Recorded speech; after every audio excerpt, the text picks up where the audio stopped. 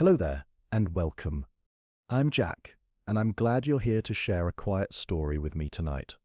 Tonight we will be talking about our friends the Norse, from their creation to Ragnarök.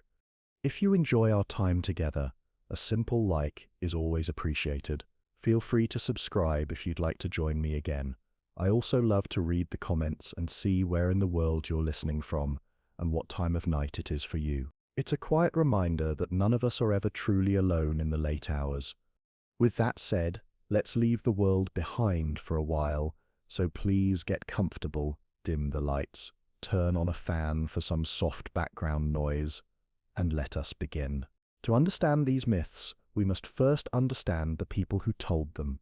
The Norse were not just warriors and sailors, though they were those things as well. They were farmers, poets, and storytellers, living in a landscape that could be beautiful beyond words, yet merciless in its severity.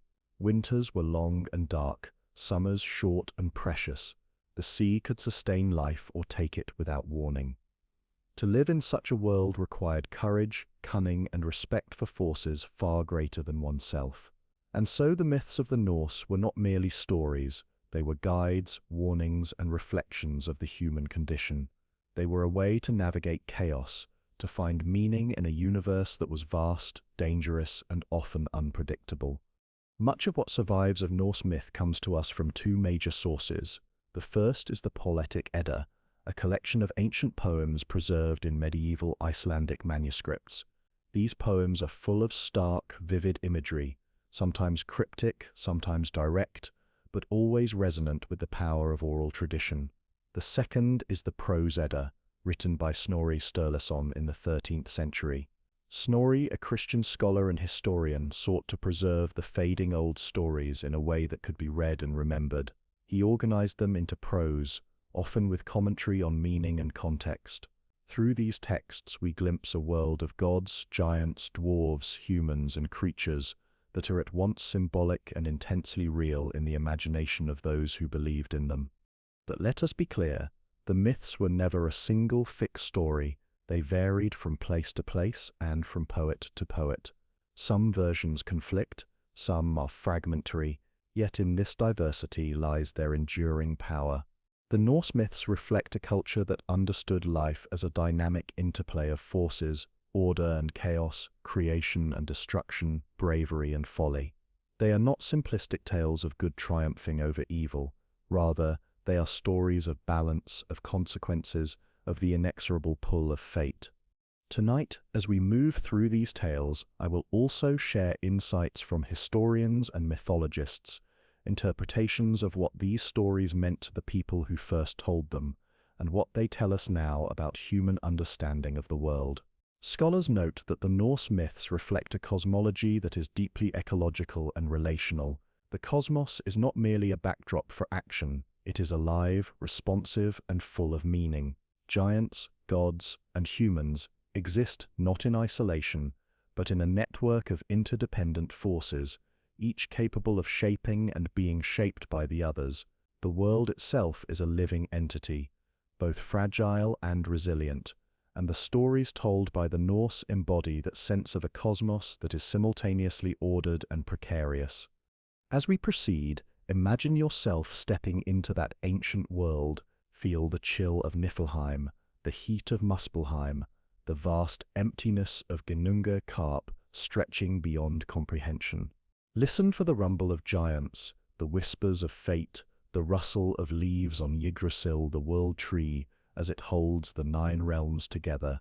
Consider the perspective of a society in which every action, every word, and every thought resonates with the larger forces of the universe. The myths do not simply entertain, they illuminate the values, fears, and aspirations of a people whose world was shaped by the tension between survival and wonder, between the tangible and the mysterious. So let us leave the familiar behind, settle into your space, let your mind open to the strange and the ancient. This is a journey not only into stories of gods and giants, but into the very essence of how human beings have always sought to understand their place in the cosmos. We begin not with the earth, not with the sky, not with the mountains or the seas. We begin with nothing, with the void itself, a place the Norse called Ginnungagap, the yawning gap, from which all life, all order, and all chaos would emerge. Tonight we embark on a journey far beyond the familiar, into a world that existed before our own, a world shaped by ice and fire, by giants and gods, by fate and cosmic order. We are going to explore the myths of the Norse, the stories they told to make sense of the universe, to explain their own lives, and to contemplate what lies beyond. From the creation of the world, through the lives of gods and men, all the way to the foretelling of Ragnarok, these tales have survived centuries, carried through song, poetry, and the careful writings of scholars who sought to preserve them. To understand these myths, we must first understand the people who told them. The Norse were not just warriors and sailors, though they were those things as well. They were farmers, poets, and storytellers, living in a landscape that could be beautiful beyond words yet merciless in its severity. Winters were long and dark, summers short and precious. The sea could sustain life or take it without warning. To live in such a world required courage, cunning, and respect for forces far greater than oneself. And so the myths of the Norse were not merely stories, they were guides, warnings, and reflections of the human condition. They were a way to navigate chaos, to find meaning in a universe that was vast, dangerous, and often unpredictable. Tonight, as we move through these tales, I will also share insights from historians and mythologists, interpretations of what these stories meant to the people who first told them, and what they tell us now about human understanding of the world. Scholars note that the Norse myths reflect a cosmology that is deeply ecological and relational.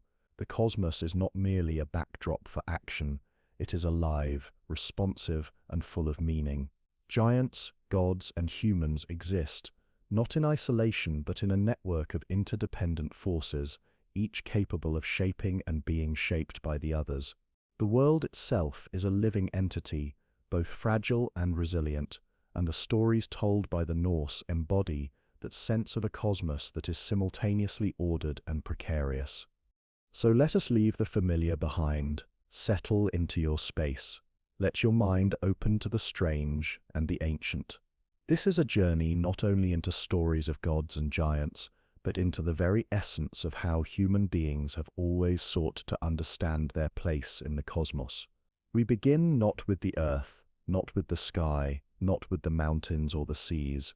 We begin with nothing, with the void itself, a place the Norse called Ginnungagap, the yawning gap, from which all life, all order, and all chaos would emerge. Before there was earth, before there were mountains, seas, or skies, there was only emptiness. The Norse called this emptiness Ginnungagap, a yawning void stretching endlessly, neither time nor space yet existing in potential. To imagine it is to picture a place where light does not shine, where heat does not reach, where silence is the only sound, though it is a silence pregnant with possibility. It is a beginning unlike any we know, a space where chaos reigns unshaped, where all things are both absent and awaiting formation. On the northern edge of Ginnungagap lay Niflheim, a realm of ice, mist, and shadow. From its central spring, Fergelmere, flowed rivers that twisted through the frozen land. Their waters were bitter, their edges encrusted with frost, and they carried the essence of cold and stillness into the void. It was a place of quiet desolation, but also of latent power. Mythologists note that Niflheim represents not merely cold, but the slow, inevitable process of stasis and dissolution, the way that all things, left unshaped, eventually return to a form of nothingness. The Norse recognized that existence itself balances creation against decay, and Niflheim embodies that eternal counterforce. To the south lay Muspelheim, a realm of fire, heat, and motion. Dominated by the primordial fire giant, soot, flames rose endlessly, licking the darkness, and sparks drifted outward like seeds of light in the void. Soot wielded a sword of fire, a blazing instrument that would one day bring destruction upon the worlds, yet at this moment his presence was formative, a necessary counterpart to the cold of Niflheim. Historians observe that Muspelheim symbolizes the generative force of energy and transformation, the spark that brings life from nothing, but also the power that can undo all that is created. Fire and ice are not merely opposites, they are complementary forces, and it is their interaction that allows the cosmos to come into being. Between these extremes stretched Ginnungagap itself. Here, in this limitless void, the first miracle of creation occurred. The icy rivers of Niflheim extended into the gap, encountering the heat and sparks of Muspelheim. As frost met fire, the ice began to melt. Drops of water fell into the void, hissing and steaming as the cold and heat mingled. It was from this convergence, this liminal space between extremes, that life first stirred. From the melting ice emerged Ymir, the first being, a frost giant of enormous size and power. Ymir was unlike anything that would later walk the earth or tread the skies. He was not a god, nor was he a mortal. He was raw, untamed, a force of chaos given form. As he slept, new life issued from him, from his armpits and from his legs. Other giants were born, the progenitors of a race that would forever challenge the gods. The historian H.R. Ellis Davidson points out that Ymir represents the primordial, unshaped potential of the universe, a being whose body contains the seeds of all subsequent creation, but who is also dangerous, unpredictable, and ungovernable. Ymir did not exist in solitude. From the same melting ice arose a great cow, Allfather, whose form was immense, her 4 teats flowing with rivers of milk that nourished Ymir. Yet even she sought sustenance, for she licked the salty rime encrusting the ice blocks. In the act of licking, she uncovered another being, one who had been hidden in the ice, Buri. Day by day, hair became visible, then a head, then a body, until finally Buri emerged fully formed. Buri, the ancestor of the gods, would give rise to Bor, and through him Odin, Vili, and Ve. Mythologists see this as a symbolic act, life emerging from the interaction of nurturing the milk, elemental forces, fire and ice, and hidden potential, the ice containing Buri. It is a story that emphasizes emergence, the interplay of forces, and the necessity of both chaos and order for creation. This section of the myth also reflects the Norse understanding of the natural world. The Norse lived in a landscape of extremes, icy winters, raging seas, volcanic eruptions, and thunderstorms. Their myths encoded these experiences into stories of primordial giants and elemental forces, translating natural phenomena into moral and cosmological lessons. By imagining the universe as a dynamic balance between fire and ice, the Norse gave meaning to the unpredictability of life itself. Ymir's existence, along with Audhumla's nurturing, set the stage for the coming of the gods. Scholars such as Rudolf Simek have noted that the story frames a recurring theme in Norse cosmology, the interplay of destructive and creative forces. Ymir is destruction and potential in one body, while Audhumla embodies sustenance and continuity. Buri's emergence signals the arrival of order, intelligence, and the possibility of shaping the world, rather than simply reacting to it. These 3 beings, Ymir, Audhumla, and Buri, form the foundation of the universe, representing chaos, sustenance, and order, respectively. As we contemplate Ginnungagap, it is worth considering the human experience encoded in these myths. The void, the meeting of extremes, and the emergence of life all mirror the way humans perceive the world, as a tension between forces beyond their control, a balance between danger and nurture, chaos and reason. The story encourages reflection on how life itself is shaped by forces larger than ourselves, and how even in emptiness or apparent desolation, the seeds of creation can exist. Thus, from nothing, life begins. From chaos, potential forms. From cold and heat, order will emerge, though always precarious. And so the stage is set. Ymir will sleep and live, Audhumla will nourish and reveal, and Buri will begin a lineage that will eventually produce gods capable of shaping the cosmos. Ginnungagap, in all its vast emptiness, has fulfilled its first purpose. It has given birth to existence itself. From the ice and fire of Ginnungagap emerged not only Ymir and Audumla, but also Buri, the first ancestor of the gods. Buri's lineage was simple yet monumental. He fathered Bor, who in turn married Besla, a giantess, and together they bore 3 sons who would shape the cosmos: Odin, Vili, and Ver. These 3 brothers would become the first deities in the Norse pantheon capable of bringing order to the raw chaos that existed since the beginning. Mythologists emphasize the importance of this genealogy. The gods do not emerge from nothing. They are the product of a lineage that connects them to both the primordial forces and the giants, emphasizing the intertwined nature of creation and chaos. Odin, Vili, and Vili, a bond witnessing the enormity and danger of Ymir, recognized that the giant represented both a threat and the raw material for the cosmos. Ymir's body was vast, his flesh could sustain life, his blood could flood and destroy, his bones and skull could form landscapes.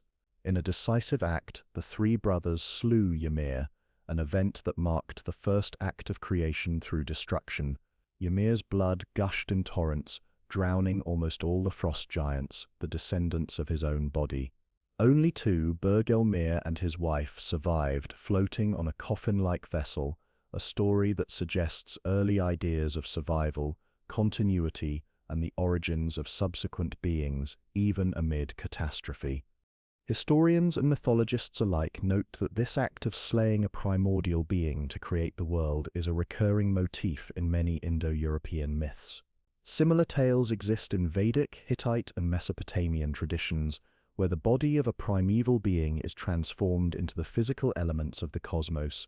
In Norse thought, Ymir's body provides the essential building blocks of the world, but his death also establishes a moral and cosmological principle. Creation often requires sacrifice, destruction, and the harnessing of primal forces. The universe is not a gentle unfolding, but a struggle between order and chaos. From Ymir's flesh, the brothers shaped the earth, sculpting mountains, valleys, and plains. His blood became the seas, rivers, and lakes, giving rise to the waters that would sustain life. His bones were lifted into the sky, forming the mountains and stone formations, while his teeth and fragments of bones became rocks and cliffs. Even the sky itself was fashioned from Ymir's skull, held aloft by the 4 dwarves named Nordri, Sudri, Ostri, and Vestri, representing the cardinal directions. Historians emphasize that this cosmic construction reflects a deep understanding of nature and its interconnection. The physical world emerges from life itself. The earth is alive, and every element is both symbolic and functional in the imagination of the Norse. The brothers did not stop with the earth and sky. They fashioned the sun, moon, and stars, setting them on paths to ensure order in the cosmos. The sun, Sol, was guided by a chariot, pursued by the wolf Skoll, while the moon, Mani, was chased by Hata. These celestial bodies were not merely decorative. They represented cycles, time, and the inevitability of pursuit and destiny. Scholars note that the wolf's eternal chase mirrors the human perception of time as relentless and the vulnerability of cosmic order to forces beyond control. It is a reminder that even the gods, powerful as they are, exist in a universe where danger and change are constants. Next, the brothers turned their attention to humans, though this will be explored in more detail in a later section. In the current context, it is important to note that their act of creation reflects both power and responsibility. The gods are not omnipotent beings. They shape what exists, but they do so with knowledge, foresight, and care. This idea, emphasized by mythologists such as H.R. Ellis Davidson, suggests a culture in which divine authority is linked to wisdom and action, not mere brute force. While Odin is often remembered as the god of war, wisdom, and poetry, in this act we see him as a cosmic architect. Vili and Ve, though less celebrated individually in surviving texts, represent complementary principles. Vili embodies will and determination, while Ve embodies sanctity and ritual power. Together, the brothers create a balance of mind, action, and sacred authority, qualities necessary to transform chaos into order. Scholars suggest that this triad reflects human understanding of governance and cosmic harmony. Creation is not the work of a solitary genius, but a collaboration of complementary forces. The slaying of Ymir also carries a moral and philosophical weight. His body, which gave rise to the world, reminds us that creation is inseparable from destruction, that life is intertwined with death, and that power and consequence are inseparable. The act is both violent and creative, a paradox that the Norse did not shy away from.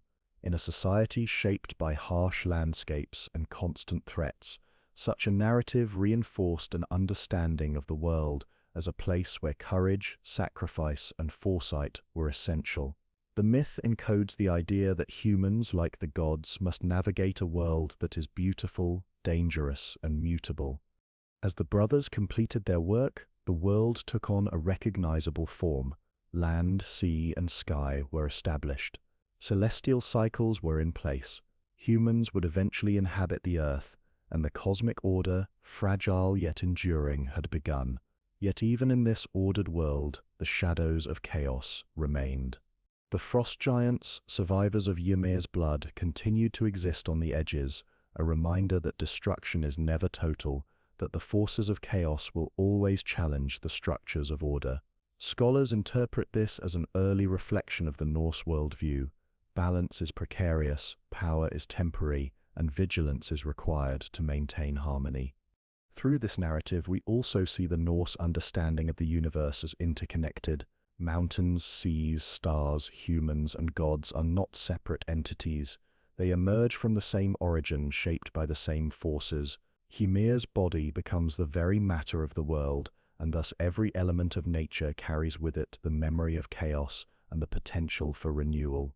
This concept, repeated in many subsequent myths, reinforces the central Norse theme: all things are connected, all things have a history, and all things are subject to the inexorable laws of fate. The story of Ymir's slaying and the birth of the cosmos is a tale of cosmic imagination, yet it is also a meditation on the human condition. It teaches that life requires confrontation with danger, that creation and destruction are intertwined, and that even the greatest beings must face the consequences of their actions. By giving us this story, the Norse left a blueprint for understanding the universe, one that continues to resonate with scholars, storytellers, and anyone who contemplates the origins of existence. And so, with Ymir's body forming the world, and the first gods standing over the ordered earth, the stage is set for the unfolding of time, the emergence of humans, and the complex dramas of gods, giants, and fate that will fill the heavens and the earth. From this moment onward, the universe has a shape, a story, and a destiny, one that will eventually lead from creation to doom, and perhaps beyond, into renewal. With the world formed from Ymir's body, Odin V turned their attention to the skies, seeking to bring light, time, and order to the newly shaped cosmos. The Norse understood that the heavens were more than decoration. They governed life, seasons, and the rhythm of existence. From Ymir's skull, lifted high and supported by the four dwarves, Nordri, Sudri, Austri, and Vestri, the dome of the sky took shape. Within it the gods placed the celestial bodies that would mark time, signal seasons, and guide mortals in their daily lives. The sun, named Sol, was more than a source of light. She was a powerful deity in her own right, driving the chariot that illuminates the earth. Sol's motion was mirrored and pursued by the wolf Skål, who would one day devour her during Ragnarok. Likewise, the moon Mani traversed the night sky, pursued by Hati. These celestial chases were not simply poetic flourishes. Scholars point out that they reflect an understanding of the cycles of day and night, of time's inexorable passage, and of the constant tension between order and chaos. Even as the gods established these cycles, the presence of the wolves reminded mortals that light is never guaranteed, that the world is fragile, and that all systems are temporary. Beyond sun and moon, the gods arranged the stars, setting them into constellations to guide travelers and to remind humanity of the heavens' vastness. The Norse myths rarely describe constellations in the same detailed way as Greek or Babylonian myths, yet they implicitly recognize the stars as part of the divine architecture, symbols of order, permanence, and the immense scale of creation. Mythologists suggest that the placement of celestial bodies reflects not only practical concerns, marking seasons for planting and harvest, but also a philosophical understanding. The cosmos is a web of interconnected forces, with patterns that can be observed, predicted, and revered. Having ordered the heavens, the brothers turn to humankind, whose creation is among the most profound and enduring stories in Norse mythology. From driftwood found on the shore, Odin, Vili, and Ve shaped the first man and woman, Ask and Embla. Odin granted them spirit and life. Vili gave them intellect and movement, and Ve bestowed senses, speech, and appearance. Together, these gifts transformed mere wood into beings capable of thought, perception, and moral judgment. The story of Ask and Embla reflects a belief in the divine origins of human life, as well as the interconnectedness of physical form, consciousness, and morality. Historians note that this tripartite gifting mirrors the Norse understanding of personhood. Life is not merely biological, but also intellectual and spiritual. The Norse placed immense value on wisdom, courage, and moral action, and the creation of humans in this manner emphasizes that these qualities are divinely endowed. Furthermore, by forming humans from driftwood, the remnants of the natural world, the myth underscores humanity's connection to the earth, to its cycles, and to its raw materials. Humans are both of the world and shaped by it, capable of creativity, but also vulnerable to its forces. Ask and Ymlir were placed in Midgard, the central realm of humans, connected to the other worlds by Yggdrasil, the world tree, whose branches and roots spanned the heavens, the earth, and the underworld. Yggdrasil, described in later sections, was already in place as the axis of the cosmos, linking gods, giants, humans, and all living things. Scholars emphasize that this illustrates the Norse belief in the interdependence of all beings. Humans exist not in isolation, but within a complex network of forces, where actions in one realm affect the others. The myth teaches responsibility, balance, and an awareness of forces beyond the self. The creation of humans is closely linked to moral and social lessons.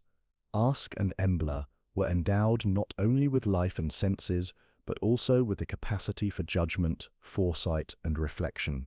By giving humans these gifts, the myth suggests that people are responsible for their choices and for navigating the delicate balance between order and chaos. The gods did not simply create beings to populate the earth. They created beings capable of moral reasoning, capable of responding to the challenges of life with intelligence and wisdom. This aligns with what historians understand of Norse society. Human action mattered, and courage, honor, and cleverness were prized traits. As humans multiplied and inhabited Midgard, the world was alive with possibilities and dangers. The frost giants who survived Ymir's blood still lingered on the fringes, while other creatures, serpents, wolves, and mystical beings, populated the forests, rivers, and mountains. Humans would encounter these beings, navigate the natural and supernatural, and learn through experience the balance between respect and fear. Mythologists note that these encounters in later tales reinforce themes introduced at creation, that life is a negotiation with forces larger than oneself, and that wisdom and courage are essential for survival. The Norse myths also imbue celestial and human creation with symbolic meaning. Sol and Mani represent the passage of time and the inevitability of change. Ask and Embla symbolize potential, growth, and moral responsibility. Ymir's body, the foundation of the world, is a reminder that all life emerges from chaos and that creation is inseparable from destruction. Together, these elements teach lessons about continuity, cycles, and the human place within a universe that is at once vast, ordered, and perilous. Interestingly, scholars often point out parallels between Norse creation myths and other Indo-European traditions. The motif of humans emerging from wood or earth is echoed in Finnish, Baltic, and Slavic myths, while the idea of the cosmos emerging from a primordial being has similarities to Vedic and Hittite myths. These comparisons highlight that while the Norse myths are culturally specific, they also express universal human concerns, understanding our origins, interpreting natural phenomena, and negotiating our place in a larger cosmos. By the time the gods had set the heavens, shaped the earth, and endowed humans with life, intellect, and senses, the world had acquired structure, complexity, and order. It was a place where forces of chaos still lurked, but where patterns and cycles could be observed and respected. The Norse myths present this as a fragile equilibrium, one that demands attention, wisdom, and courage from all who inhabit the world. Gods, giants, humans, and creatures alike. As we reflect on this section, it is important to consider the deeper implications of these myths. They are not simply entertaining tales, they encode moral philosophy, cosmology, and an understanding of human responsibility. The stories of the sun and moon, of Ask and Embla, and of the ordering of the cosmos teach that life is a careful balance, that knowledge and courage are gifts, and that existence is both precious and precarious. In creating humans and celestial bodies, Odin, Vili, and Ved set the stage for all subsequent events, the dramas of gods and men, the tensions between order and chaos, and the inevitable march toward destiny that culminates in Ragnarok. Thus, with the sun chasing its path, the moon gliding through night, stars sprinkled across the sky, and the first humans walking the earth, the cosmos had found its initial rhythm. Yet the seeds of conflict, of curiosity, and of destiny had already been sown. The world was alive, vibrant, and full of potential, waiting for stories yet to unfold.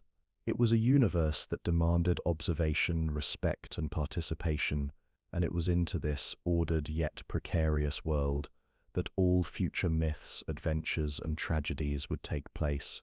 Having shaped the heavens, the earth, and humanity, the Norse gods established a cosmic structure that would unify all realms, Yggdrasil, the world tree. Yggdrasil is not merely a tree, it is a living axis, a central pillar of existence, whose roots, trunk, and branches connect all levels of the cosmos. Its form is vast beyond comprehension, stretching through sky and underworld alike, encompassing gods, giants, humans, dwarves, and all creatures that inhabit the Norse universe. The branches of Yggdrasil reach high into the heavens, sheltering the gods and the realms of light, while its roots plunge deep into the underworld, mingling with springs, rivers, and mysterious wells. At the base of these roots lie three sacred wells, each with profound significance. The first is Brún, the well of fate, tended by the Norns, Urd, Verdandi, and Skuld, who weave the destiny of gods and men alike. The second is Brún, the well of wisdom, guarded by Mimir, a being of great knowledge whose insights even Odin covets.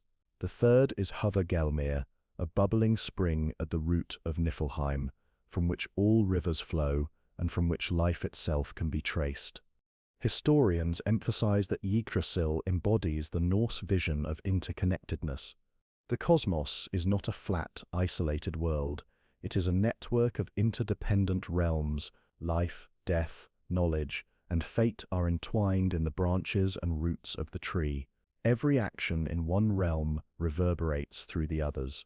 Mythologists argue that Yggdrasil represents the profound awareness of balance and consequence in the Norse worldview. The survival of humans, the power of gods, and the threat of chaos are all bound together in a single living structure. The inhabitants of Yggdrasil further illustrate this complexity. At its top soars an eagle, wise and vigilant, who surveys all creation. Between its eyes sits Vidrafalna, a hawk, symbolic of insight and observation. Among the branches scurries Ratatoskr, a mischievous squirrel who carries messages or insults between the eagle and Nidhogg, a serpent or dragon gnawing at the tree's roots. Each creature represents forces at play within the universe: wisdom, communication, mischief, and destruction, all coexisting within the same structure.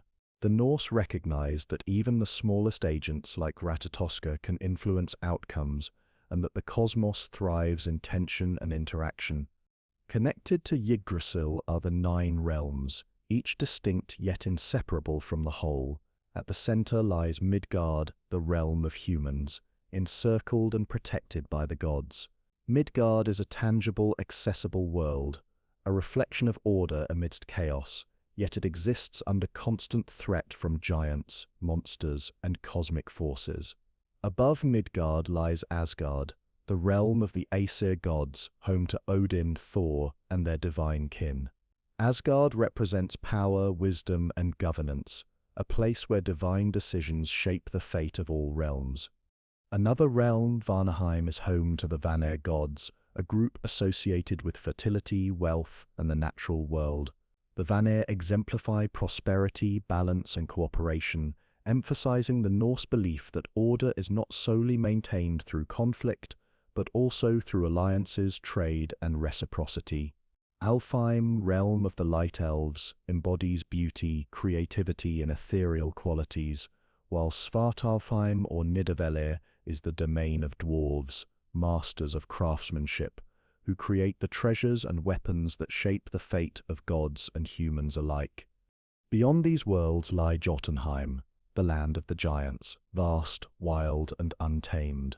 Here reside the forces of chaos, the descendants of Ymir, and the adversaries who constantly challenge the gods. Muspelheim, the realm of fire, stretches outward with the flames of Surtur, while Niflheim, the icy underworld, reminds mortals and gods alike of the power of stagnation, death, and cold. Hel, the final realm, serves as the place of the dead, a realm governed by the goddess Hel, where the souls of those who die of sickness or old age find their place. Together, these 9 realms form a cosmic web. Humans inhabit only one part, yet they are affected by the events and forces of all realms. Giants, dwarves, and gods interact, sometimes in conflict, sometimes in cooperation, demonstrating that balance requires constant negotiation. Mythologists stress that this cosmology is profoundly ecological. Every action carries weight, every force interacts with another, and the universe is alive, responsive, and inherently interconnected. The symbolism of Yggdrasil extends beyond structure to temporal significance. Time is cyclical, not linear, in Norse thought. The tree witnesses the passing of ages, the rise and fall of gods, the growth and decay of humans, and eventually the destruction and renewal of the cosmos in Ragnarok. The norms remind all beings, mortal and divine, that fate is inexorable. Even the gods, mighty as they are bound by the weaving of destiny. Historians highlight that this worldview teaches humility, foresight, and reverence for forces greater than oneself. Moreover, Yggdrasil embodies the integration of life and death. Its roots touch hell, where decay and endings occur, while its branches reach into the sky, symbolizing growth, possibility, and continuity. Creatures such as Nidhogg crane gnaw at the roots, threatening destruction, yet the tree endures. This tension mirrors the Norse understanding of existence. Stability is never guaranteed, yet resilience is possible through awareness, balance, and care. The tree teaches that life is a dynamic process, a constant interplay between creation and destruction, chaos and order. Scholars also interpret Yggdrasil as a symbol of moral and social order. Just as the tree's roots and branches link all realms, human communities are interconnected. Actions, decisions, and alliances have consequences beyond immediate perception. The myths teach responsibility. The survival and prosperity of one realm depend upon balance and harmony in the others. In this way, Yggdrasil is both a cosmic and ethical model, illustrating the Norse understanding that life, society, and nature are inseparable. The world tree is further connected to cosmic knowledge and wisdom. Odin, for instance, sacrifices himself by hanging upon Yggdrasil for 9 nights to gain the secrets of the runes. This act underscores the Norse belief that knowledge requires struggle, risk, and sometimes pain. Wisdom is not merely given, it is earned through engagement with the living cosmos through observation, courage, and contemplation. Yggdrasil, as a living network of forces and knowledge, embodies the pursuit of understanding and the price required to attain it. Finally, Yggdrasil's endurance through time is a testament to continuity and hope. Despite the threats from Nidhogg, the frost giants and eventual doom in Ragnarok. The tree symbolizes resilience and the cyclical nature of existence. Scholars note that the world tree embodies both impermanence and persistence. All things change, yet the underlying structure of the cosmos endures. Life, death, and rebirth are woven into its branches, just as they are woven into human experience. As we reflect on Yggdrasil and the Nine Realms, it becomes clear that the Norse cosmos is both intricate and deeply meaningful. The tree unites gods, humans, and creatures. The realms are distinct yet interdependent, and the forces of chaos and order coexist in tension. This vision of the universe teaches lessons about balance, responsibility, courage, and the necessity of understanding one's place within a larger system. Yggdrasil is more than a myth. It is a framework for living, thinking, and perceiving the world in its fullness. Thus, as we conclude the first part of our journey, the stage is set. The world has been shaped from chaos, humans have been granted life and senses, the sun and moon traverse the skies, and Yggdrasil binds the cosmos together. We have glimpsed the origins of gods, giants, and mortals, and we have begun to understand the intricate web of forces that define existence. The universe is alive, precarious, and full of potential, and the stories that follow, the adventures, conflicts, and ultimately the foretelling of Ragnarok, will unfold within the order and tension established in this foundational era. As the universe settled into its newly formed order, one principle loomed above all others: fate. The Norse believed that even the gods were bound by forces greater than themselves, and that destiny, while sometimes mutable, was both inevitable and absolute. Central to this understanding were the Norns, three powerful, enigmatic women whose weaving determined the course of all things. Their names were Urd, that which has come, Verdandi, that which is coming into being, and Skuld, that which shall be. Together they represented past, present, and future, reminding mortals and gods alike that existence is a continuous thread stretching from creation to destruction and beyond. The Norns dwelled by Urdabron, the well of fate, situated beneath the roots of Yggdrasil. Here they tended to the world tree, ensuring its vitality, and wove the destinies of all living beings. Their presence emphasizes that fate is intertwined with the cosmos itself. Nothing exists outside the web of consequence. Mythologists note that this conveys a moral and philosophical lesson. Every action, no matter how small, contributes to the unfolding of history, and no being, divine or mortal, can fully escape its consequences. The Norns' weaving is described metaphorically as threads of existence, each thread representing a life, a choice, or an event. Their weaving is precise yet mysterious, intricate yet inevitable. They do not intervene capriciously. They do not punish or reward out of malice. Instead, they ensure continuity, a principle central to the Norse understanding of the universe. Historians observe that this reflects a worldview in which the cosmos is structured, balanced, and subject to patterns, even if those patterns are beyond mortal comprehension. The importance of the Norns is also seen in their influence over both gods and humans. Even Odin, the Allfather and the wisest of the Aesir, must bow to the inevitability of fate. While he seeks knowledge and occasionally attempts to shape events, he cannot fully escape the web woven by Urd, Verdandi, and Skuld. This acknowledgement of limits is a recurring theme in Norse myth. Wisdom lies not only in action but in understanding one's boundaries and in navigating the tension between free will and destiny. The Norns' work is continuous and relentless. They not only shape the fates of individuals, but also determine the cycles of the cosmos. Seasons, lifespans, victories, defeats, and the eventual doom of the gods in Ragnarok are all encoded within their weaving. By embedding fate so deeply into the natural and supernatural order, the Norse created a sense of coherence and inevitability. The universe is not random, but it is also not entirely predictable. Each thread in the Norns' loom is both part of a greater pattern and a story in itself. Scholars suggest that the Norns also reflect human concerns with memory and consequence. Urd the past reminds mortals and gods of the results of prior actions. Verdandi, the present, emphasizes engagement with the immediate, and skuld, the future, underscores foresight and responsibility. Together, they offer a holistic perspective on life. To live wisely is to honor the past, act prudently in the present, and anticipate the unfolding of what is yet to come. The Norse myths encourage contemplation, reflection, and moral responsibility through this personification of time and fate. The Norns also interact with the natural world. They pour water from Erdebrunn onto the roots of Yggdrasil, ensuring the tree's growth and vitality. This act symbolizes the interdependence of life, destiny, and the cosmos. As the tree thrives, the realms endure, and as the Norns weave, life continues.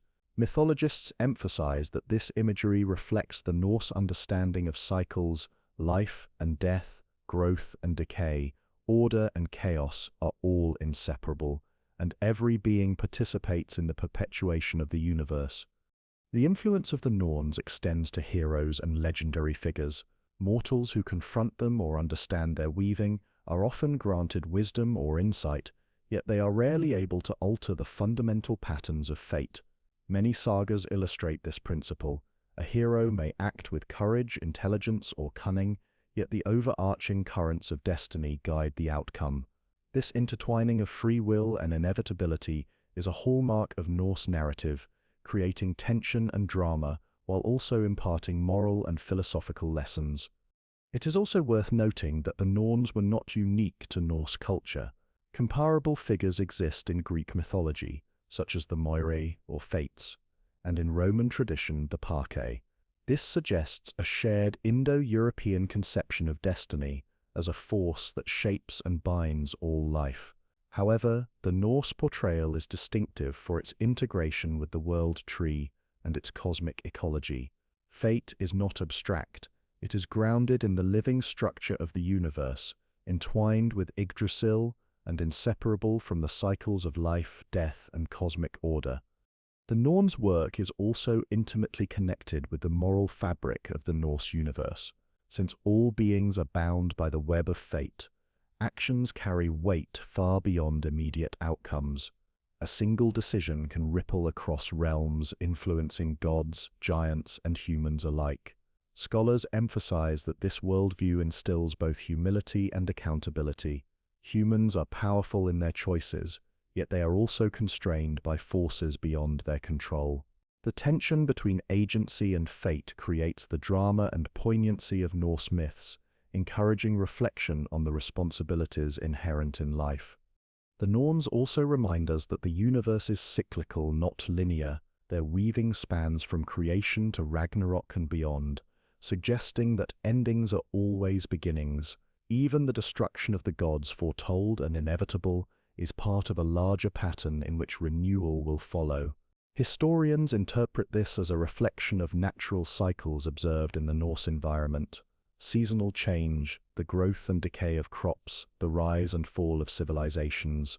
By embedding these principles in myth, the Norns teach humans to understand, respect, and navigate cycles of transformation in both the cosmos and daily life. In addition to fate, the Norns symbolize knowledge and wisdom. Their insights into past, present, and future are not purely predictive. They are instructive. By observing the threads of destiny, mortals and gods alike can gain understanding, anticipate danger, and act with greater prudence. Odin's relentless pursuit of knowledge, including his self-sacrifice upon Yggdrasil to obtain the runes, reflects the Norse recognition that wisdom is both power and responsibility. The Norns exemplify the principle that comprehension of life's patterns is essential for survival and success, yet complete control is impossible. The Norns' presence also reinforces the interconnectedness of all beings. They tend to Yggdrasil, weave the destinies of gods, humans, and giants, and influence events across the 9 realms. This reinforces the idea that nothing exists in isolation. Every action, every choice, every life is part of a larger, dynamic system. Historians suggest that this interconnectedness mirrors Norse society itself, in which family, community, alliances, and honor were deeply valued. The myths encode lessons about social cohesion, ethical responsibility, and awareness of the broader consequences of individual behavior.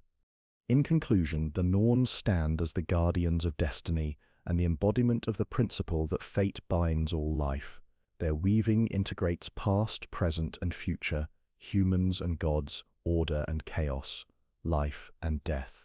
By contemplating the Norns, mortals are reminded of both the power and limits of agency, the responsibility inherent in action, and the cyclical nature of existence.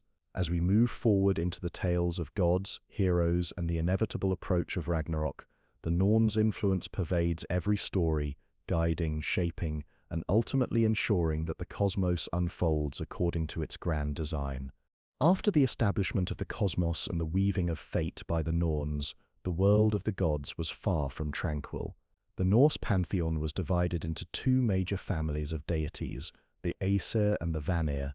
While both groups were powerful, intelligent, and capable of shaping the cosmos, they represented different aspects of life and the universe, and their interactions often revealed the tension between war, prosperity, wisdom, and fertility. The Aesir were primarily associated with war, governance, law, and order.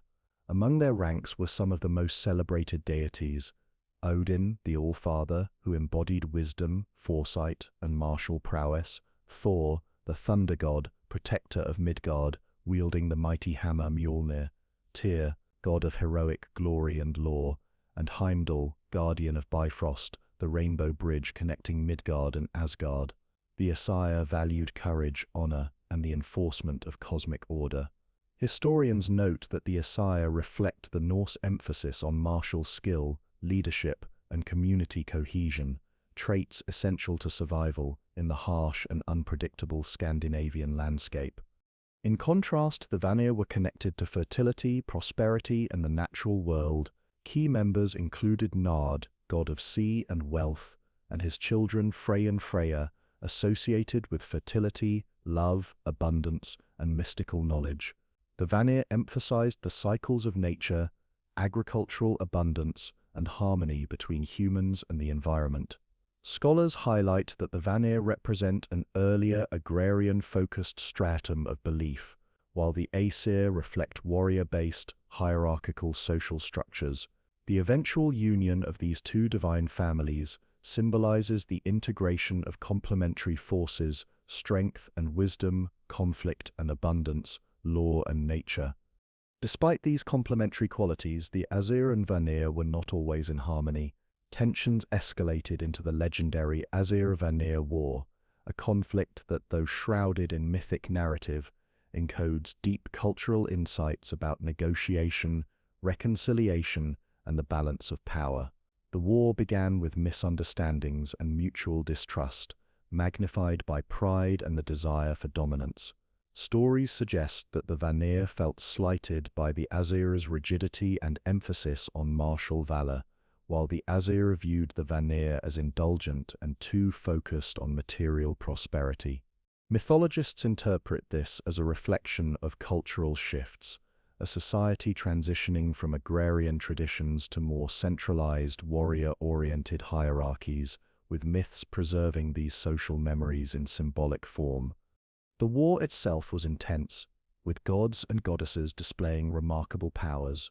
Odin employed his strategic cunning, Thor used sheer strength, Frey manipulated natural forces, and Freya wielded mystical knowledge.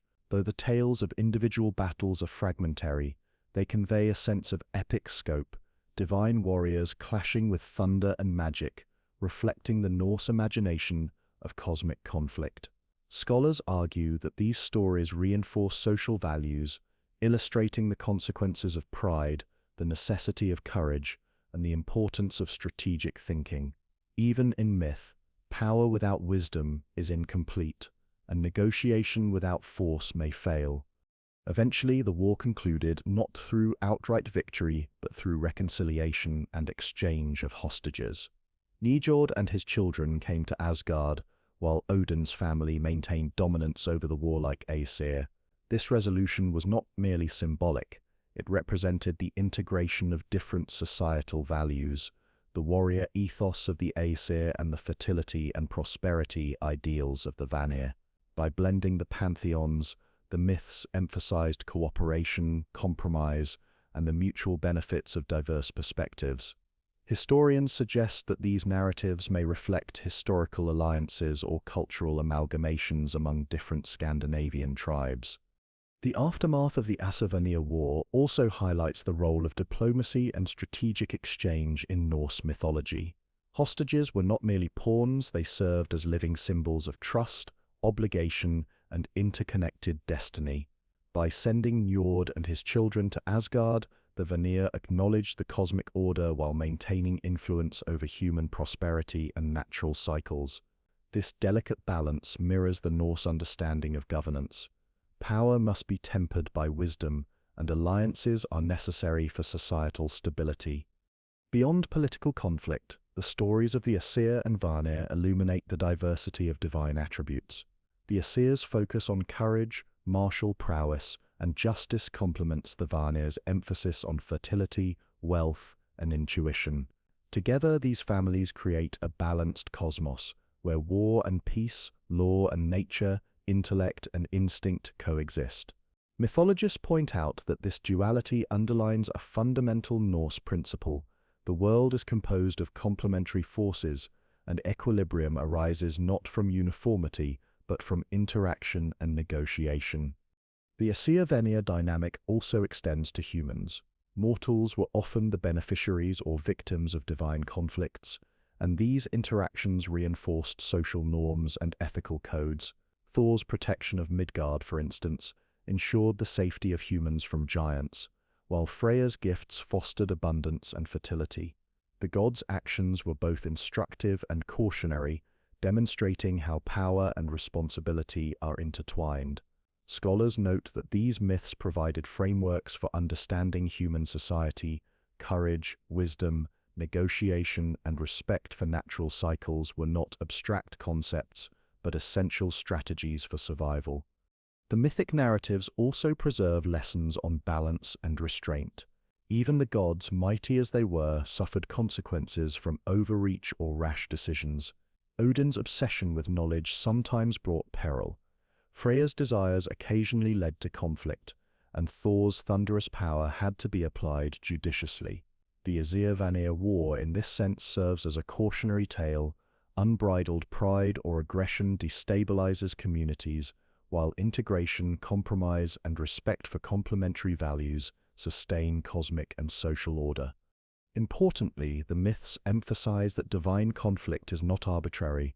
The struggles between the Aesir and Vanir reflect larger truths about existence. Survival requires strategy, prosperity demands cooperation, and human and divine realms are intertwined. The war and its resolution symbolize the perpetual tension between chaos and order, between competing values and forces. By understanding these myths, we gain insight not only into the Norse imagination, but also into the values, priorities, and anxieties of the culture that produced them. Moreover, the war demonstrates the Norse fascination with exchange and transformation. Hostages, gifts, and alliances symbolize the mutable nature of power and influence. Just as Odin and Freya interact across realms and roles, so too do humans navigate shifting circumstances, employing diplomacy, negotiation, and adaptation.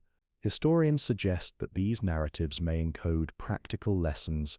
Societies survived not through brute force alone, but through the ability to recognize interdependence, honor agreements, and balance competing priorities. Finally, the resolution of the Aesir-Vanir conflict sets the stage for future events in the myths.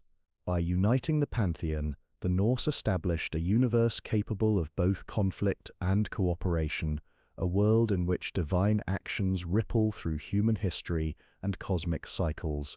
The gods' interactions demonstrate that order arises not from the absence of chaos, but from engagement, negotiation, and the careful balance of complementary forces. In this sense, the Aesir and Vanir provide a model for navigating the complexities of existence, whether mortal or divine. The Aesir-Vanir narratives also underscore the importance of memory and legacy. Each battle, treaty, and exchange contributes to a shared history, linking past actions to future consequences. This mirrors the work of the Norns and the broader Norse worldview. Fate is inescapable, yet understanding, prudence, and collaboration can shape outcomes within the constraints of destiny. By emphasizing both conflict and resolution, these myths teach that wisdom lies in recognizing limits, balancing competing needs, and participating actively in the ongoing drama of life. In summary, the Aesir and Vanir exemplify the complex interplay of power, morality, and responsibility in the Norse cosmos. Their war and reconciliation reveal fundamental truths about balance, cooperation, and the integration of diverse forces. Through these myths, we see how the Norse envisioned the universe, a dynamic system in which order emerges through struggle, wisdom is earned through engagement, and both gods and humans must navigate a world governed by fate, consequence, and the interdependence of all beings. Among the Aesir, few figures capture the imagination like Thor, the mighty god of thunder, and Loki, the cunning trickster.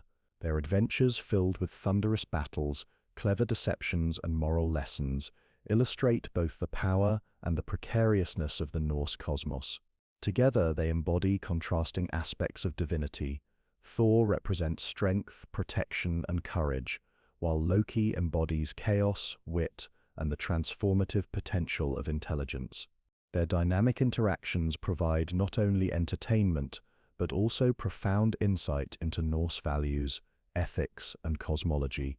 Thor, the son of Odin and the earth goddess Jord, wields Mjolnir, a hammer forged by the dwarves that can crush mountains, summon lightning, and always return to his hand.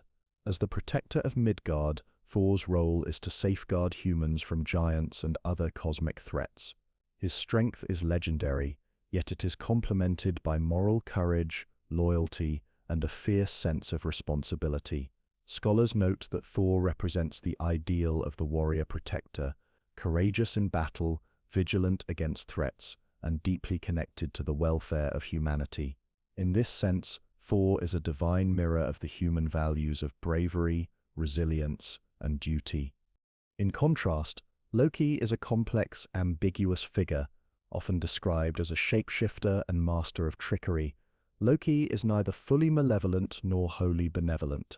He is a son of giants, yet resides among the Aesir, bridging worlds of order and chaos. Loki's intelligence and cunning enable him to solve problems, manipulate events, and outwit opponents, yet his schemes frequently create peril for gods and mortals alike. Mythologists suggest that Loki embodies the unpredictability of existence. Intelligence and creativity can produce both solutions and disasters, and the boundary between helpfulness and harm is often narrow. Many of the myths involving Thor and Loki are adventures against giants, Jotnar, symbolic of forces of chaos, danger, and unpredictability. In one famous tale, Thor and Loki journey to the hall of Loki, a powerful giant who challenges them with impossible tasks. Loki demonstrates his wit by engaging in verbal duels and clever manipulations, while Thor relies on strength, endurance, and courage.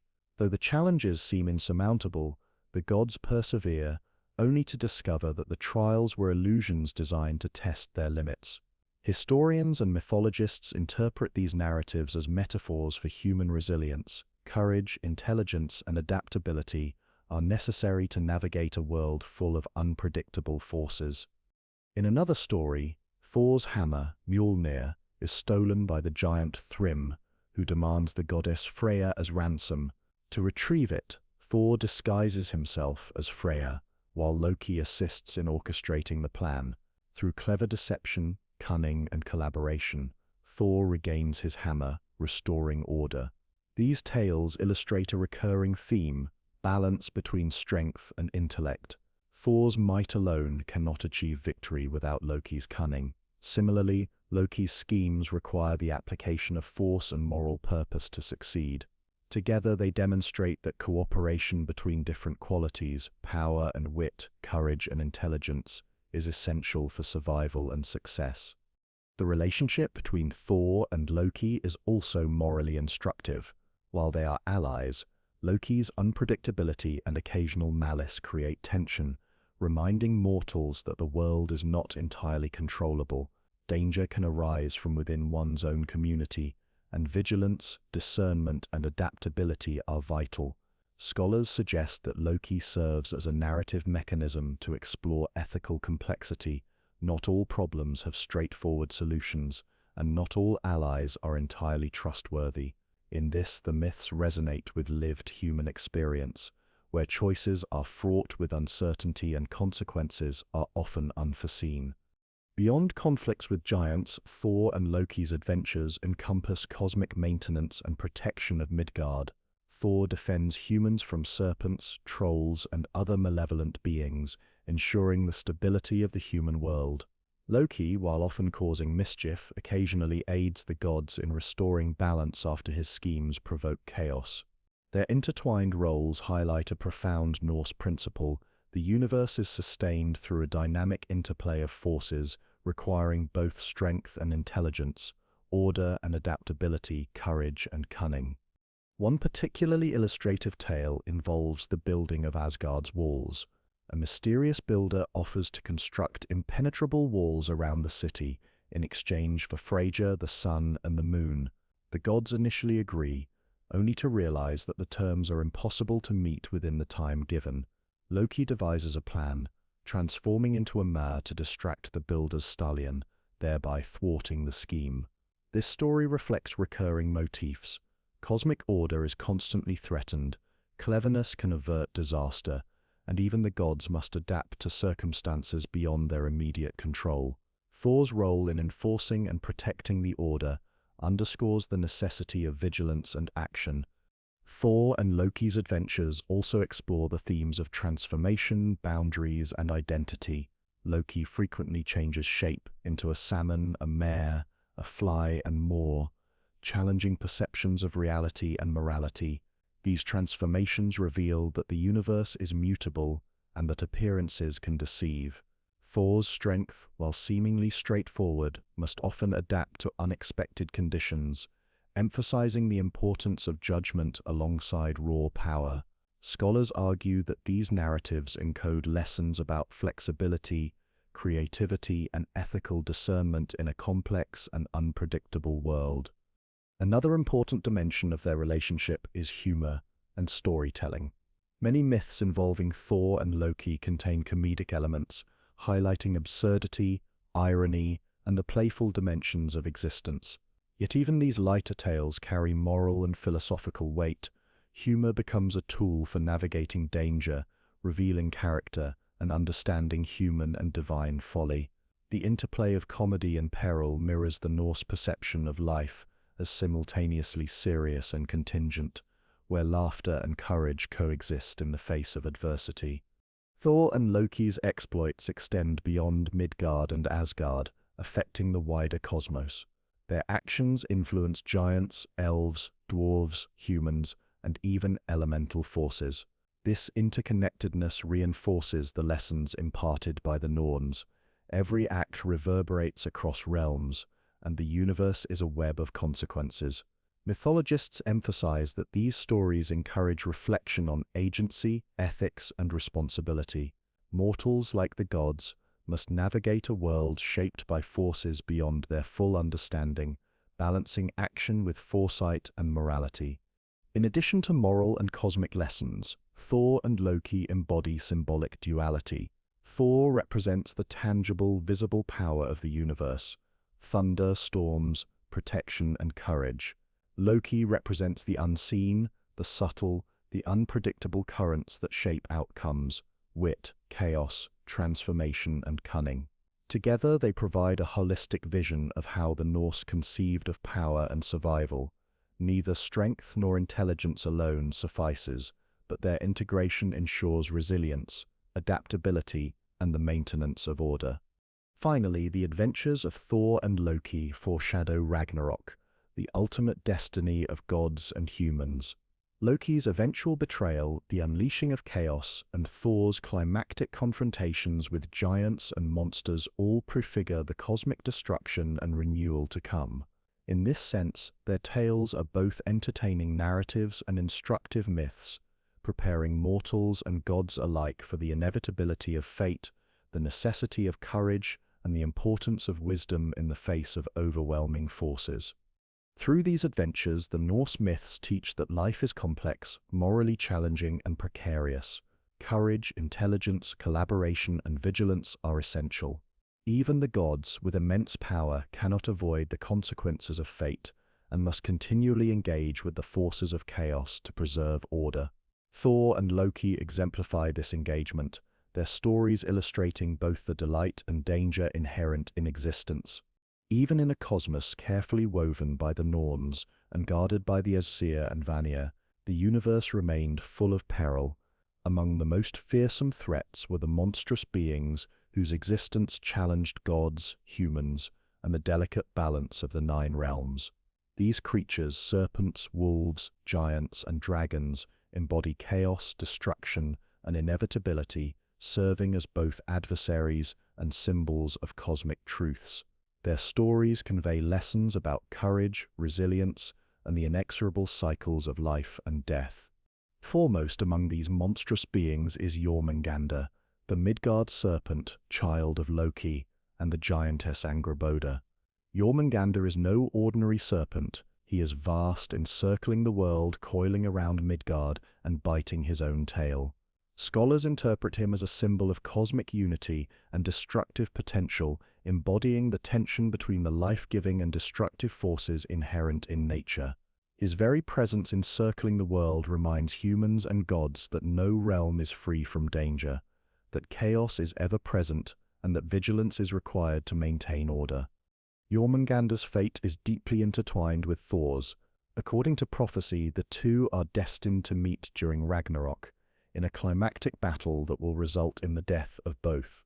Yet even in stories preceding the end times, Jormungandr's encounters with Thor illustrate essential Norse principles: bravery, resilience, and the moral significance of facing inevitable threats. When Thor fishes for the serpent with an enormous ox as bait, the struggle is immense. Despite his godly strength, he is unable to defeat the serpent permanently. These narratives convey the idea that some forces cannot be fully conquered, only confronted with courage and strategy. Another significant figure is Fenrir, the monstrous wolf, also a child of Loki and Angrboda. Fenrir embodies chaotic strength, rage, and the inevitability of fate. From birth, the gods recognized his potential for destruction, prompting them to bind him with magical chains forged by dwarves. Yet even bound, Fenrir's strength is such that he instills fear in gods and mortals alike. Historians note that Fenrir represents the uncontrollable and destructive aspects of nature and human experience. Force, anger, and chaos cannot be ignored, and attempts to restrain them may provoke even greater consequences. The binding of Fenrir also illustrates a recurring motif: the interplay between foresight, action, and moral ambiguity. The gods, aware of prophecy, acted to bind Fenrir to prevent disaster. Yet their actions were both protective and ethically questionable, as Fenrir was innocent at the time. Scholars suggest that this reflects a Norse understanding of preemptive action and ethical complexity. Difficult decisions often carry moral weight, and even the best intentions may result in unintended consequences. Fenrir's eventual role in Ragnarok, where he breaks free and devours Odin, underscores the inevitability of fate and the cyclical nature of cosmic struggle. Loki himself, while part of the divine community, often aligns with chaos, creating threats that must be managed. His offspring, including Jormungandr, Fenrir, and Hel, goddess of the underworld, extend his influence into tangible danger.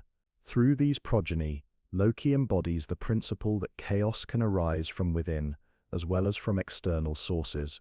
Scholars note that this illustrates a profound psychological and cosmological insight. Internal conflicts, unchecked desires, and hidden dangers often prove more threatening than external adversaries.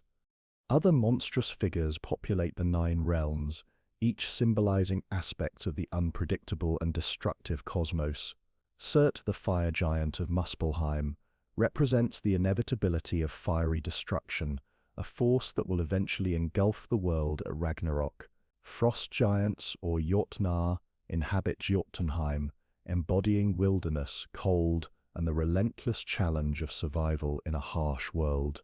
Dragons and serpents, often hoarding treasure, symbolize greed, knowledge, and the interplay between mortality and immortality. Mythologists emphasize that these monsters are not mere villains. They are essential counterforces, integral to the cosmos and necessary for the unfolding of fate. The Norse myths frequently depict gods confronting these beings in ways that illustrate courage, ingenuity, and ethical reasoning. Thor battles giants, serpents, and trolls. Odin seeks knowledge and strategies to anticipate threats. Loki navigates between mischief and solutions. These encounters are never straightforward victories. Each struggle involves risk, creativity, and reflection. Historians argue that this mirrors the Norse understanding of human life. Survival requires courage, adaptability, and the ability to respond to unpredictable circumstances. The cosmos itself is a teacher, and monsters are among its most demanding instructors. The symbolism of these creatures is multi-layered. Jormungandr encircling Midgard represents the cyclical nature of existence.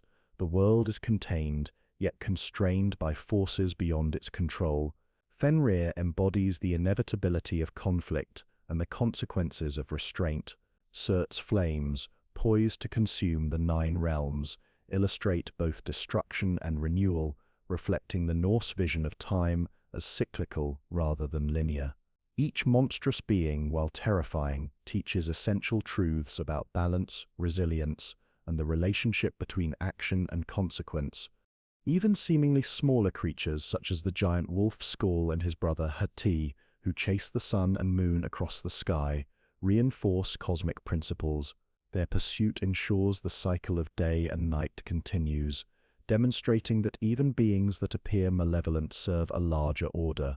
Mythologists argue that this conveys a sophisticated cosmology in which chaos is not merely destructive but instrumental, maintaining balance and ensuring the continuity of natural and divine cycles. The threats posed by these monsters are also pedagogical, offering moral and philosophical lessons. Thor's confrontations with Jormungandr teach the necessity of courage and action even when victory is uncertain. Fenrir's eventual escape reminds mortals and gods alike that attempts to control fate may only delay the inevitable. Loki's manipulations illustrate the dangers of cunning untempered by responsibility. Together, these narratives communicate a worldview in which strength, intelligence, vigilance, and ethical reflection are essential for navigating the cosmos. The monster's looming role in Ragnarok further underscores their importance. Jormungandr, Fenrir, and Surt are not merely episodic antagonists. They are agents of transformation, whose actions will precipitate the end of the current cosmic order. Mythologists note that the Norse perception of the universe incorporates destruction as a necessary component of renewal. Chaos is not only a threat, but also a precursor to rebirth. The eventual downfall of the gods, the devastation wrought by fire and serpent, and the rebirth of Midgard symbolize the cyclical principle embedded throughout Norse cosmology. In addition to narrative significance, these monsters embody psychological and existential truths. Jormungandr and Fenrir represent fear, unpredictability, and the limits of control. Surt embodies annihilation and the inevitability of change. Loki, as a progenitor of chaos, illustrates that disorder can arise from within as well as from external forces. These beings are both literal and symbolic. They teach courage, foresight, and humility, while reminding mortals and gods of the delicate balance sustaining the universe. Through these myths, the Norse conveyed that existence is a constant negotiation with forces beyond human control. The monsters are reminders that bravery, ingenuity, and moral discernment are required, not just for survival, but for the maintenance of cosmic order. Every action has consequences, every choice resonates across realms, and every being, mortal or divine, participates in a dynamic, interconnected web of fate. Historians emphasize that these lessons reflect the lived experience of the Norse survival, depended on understanding the environment, anticipating danger, and balancing aggression with prudence. In summary, The cosmic serpents, wolves, and other monstrous beings of Norse mythology are far more than threats. They are essential components of the universe, teaching moral, psychological, and cosmological lessons. They embody chaos and inevitability, challenge courage and intelligence, and foreshadow the ultimate destruction and renewal of Ragnarok. By studying these myths, we gain insight into a worldview that values resilience, wisdom, and ethical engagement, while acknowledging the persistent presence of forces beyond control. Even as the gods pursued their duties, maintained the cosmos, and contended with giants and monsters, they were always aware of a looming destiny, Ragnarok, the apocalyptic battle that would end the current order of existence. The knowledge of this inevitable fate pervades Norse mythology, creating a tension between action and foresight, courage and resignation, preparation and acceptance. The gods, aware of prophecies, constantly sought to interpret omens, prepare for threats, and maintain balance, even knowing that the ultimate outcome was beyond their control. Central to this anticipation are prophecies and visions, often delivered through seers, magical devices, or mystical insight. The god Odin, in particular, is obsessed with knowledge of the future. His relentless pursuit of wisdom leads him to sacrifice his eye at Mimir's well, drink from the sacred waters of the Norns, and undergo trials to obtain the runes. By doing so, Odin gains insight into the threads of fate, glimpsing the inevitability of Ragnarok. Historians suggest that these narratives emphasize the Norse preoccupation with foresight, the understanding that knowledge is both a tool and a responsibility, and that even the most powerful beings must act within constraints imposed by destiny. The prophetic visions of Ragnarok describe a sequence of cosmic events, natural disasters, the release of imprisoned monsters, the breaking of bonds, and the final clash of gods and giants. Fenrir, the monstrous wolf, will break free from his chains, Jormungandr will rise from the depths of the ocean, Surt and the fire giants will advance from Muspelheim, engulfing the 9 realms in flames. Even the Norns, who weave fate, cannot prevent the unfolding of these events, illustrating the inescapability of destiny. Mythologists note that these visions serve not to instill despair, but to encourage preparedness, courage, and moral fortitude, emphasizing that awareness of fate does not negate action but frames it. The gods, particularly Odin, Thor, and Tyr, interpret omens with care, recognizing patterns in the natural and supernatural world. Ravens, comets, unusual weather, and animal behavior are seen as signs of imbalance, impending danger, or the approach of monumental events. This attention to observation reflects the Norse cultural emphasis on perception, interpretation, and prudence. Humans, too, were thought to observe omens, learning from the gods' example, and applying vigilance and wisdom to navigate the uncertainties of life. Ravens, in particular, serve as both literal and symbolic messengers. Odin's companions, Hugin thought and Munin memory, traverse the 9 realms, gathering knowledge and reporting what they observe. This imagery reinforces the Norse belief in awareness and reflection. Understanding the past and present is essential for preparing for the future, even when the ultimate outcome is predetermined. Scholars highlight that these motifs encode lessons in foresight, intelligence, and the moral responsibility to act wisely, despite the inevitability of fate. The gods' preparation for Ragnarok is multifaceted, encompassing both physical and moral dimensions. Thor fortifies Midgard, maintains vigilance against serpents and giants, and hones his strength and skill. Odin seeks wisdom, understanding, and alliances, even employing deception when necessary. Tyr embodies courage and sacrifice, exemplified by his willingness to place his hand in Fenrir's jaws to bind the wolf. These actions illustrate the Norse ideal that duty, courage, and moral integrity are paramount, even when confronted with unavoidable catastrophe. Omens also manifest in natural phenomena, signaling shifts in cosmic balance. Earthquakes, floods, unusual weather, and celestial events are interpreted as precursors to the upheavals of Ragnarok. Giants, dragons, and other chaotic beings act as agents of these shifts, highlighting the interplay between natural and supernatural forces. Mythologists emphasize that these narratives are not merely fantastical, they encode a worldview in which humans must remain vigilant, adaptive, and morally conscious, recognizing the interdependence of all life and the consequences of action and inaction. The Norse myths further emphasize the moral dimension of prophecy. Foreknowledge does not absolve responsibility, it magnifies it. The gods, aware of their ultimate demise, must still act to protect the realms, maintain order, and uphold ethical standards. This principle resonates with human experience. Knowledge of challenges, risk, and mortality does not excuse inaction, but requires engagement, courage, and moral discernment. Scholars interpret this as a sophisticated understanding of responsibility under constraints, a theme that pervades Norse thought and storytelling. Another dimension of these prophecies involves the interconnectedness of events. Ragnarok is not an isolated catastrophe. It is the culmination of a sequence that includes moral failings, cosmic imbalances, and natural cycles. Loki's mischief, Fenrir's rage, Jormungandr's presence, and the fire giant's advance are all part of a coherent pattern, reflecting the web of fate woven by the Norns.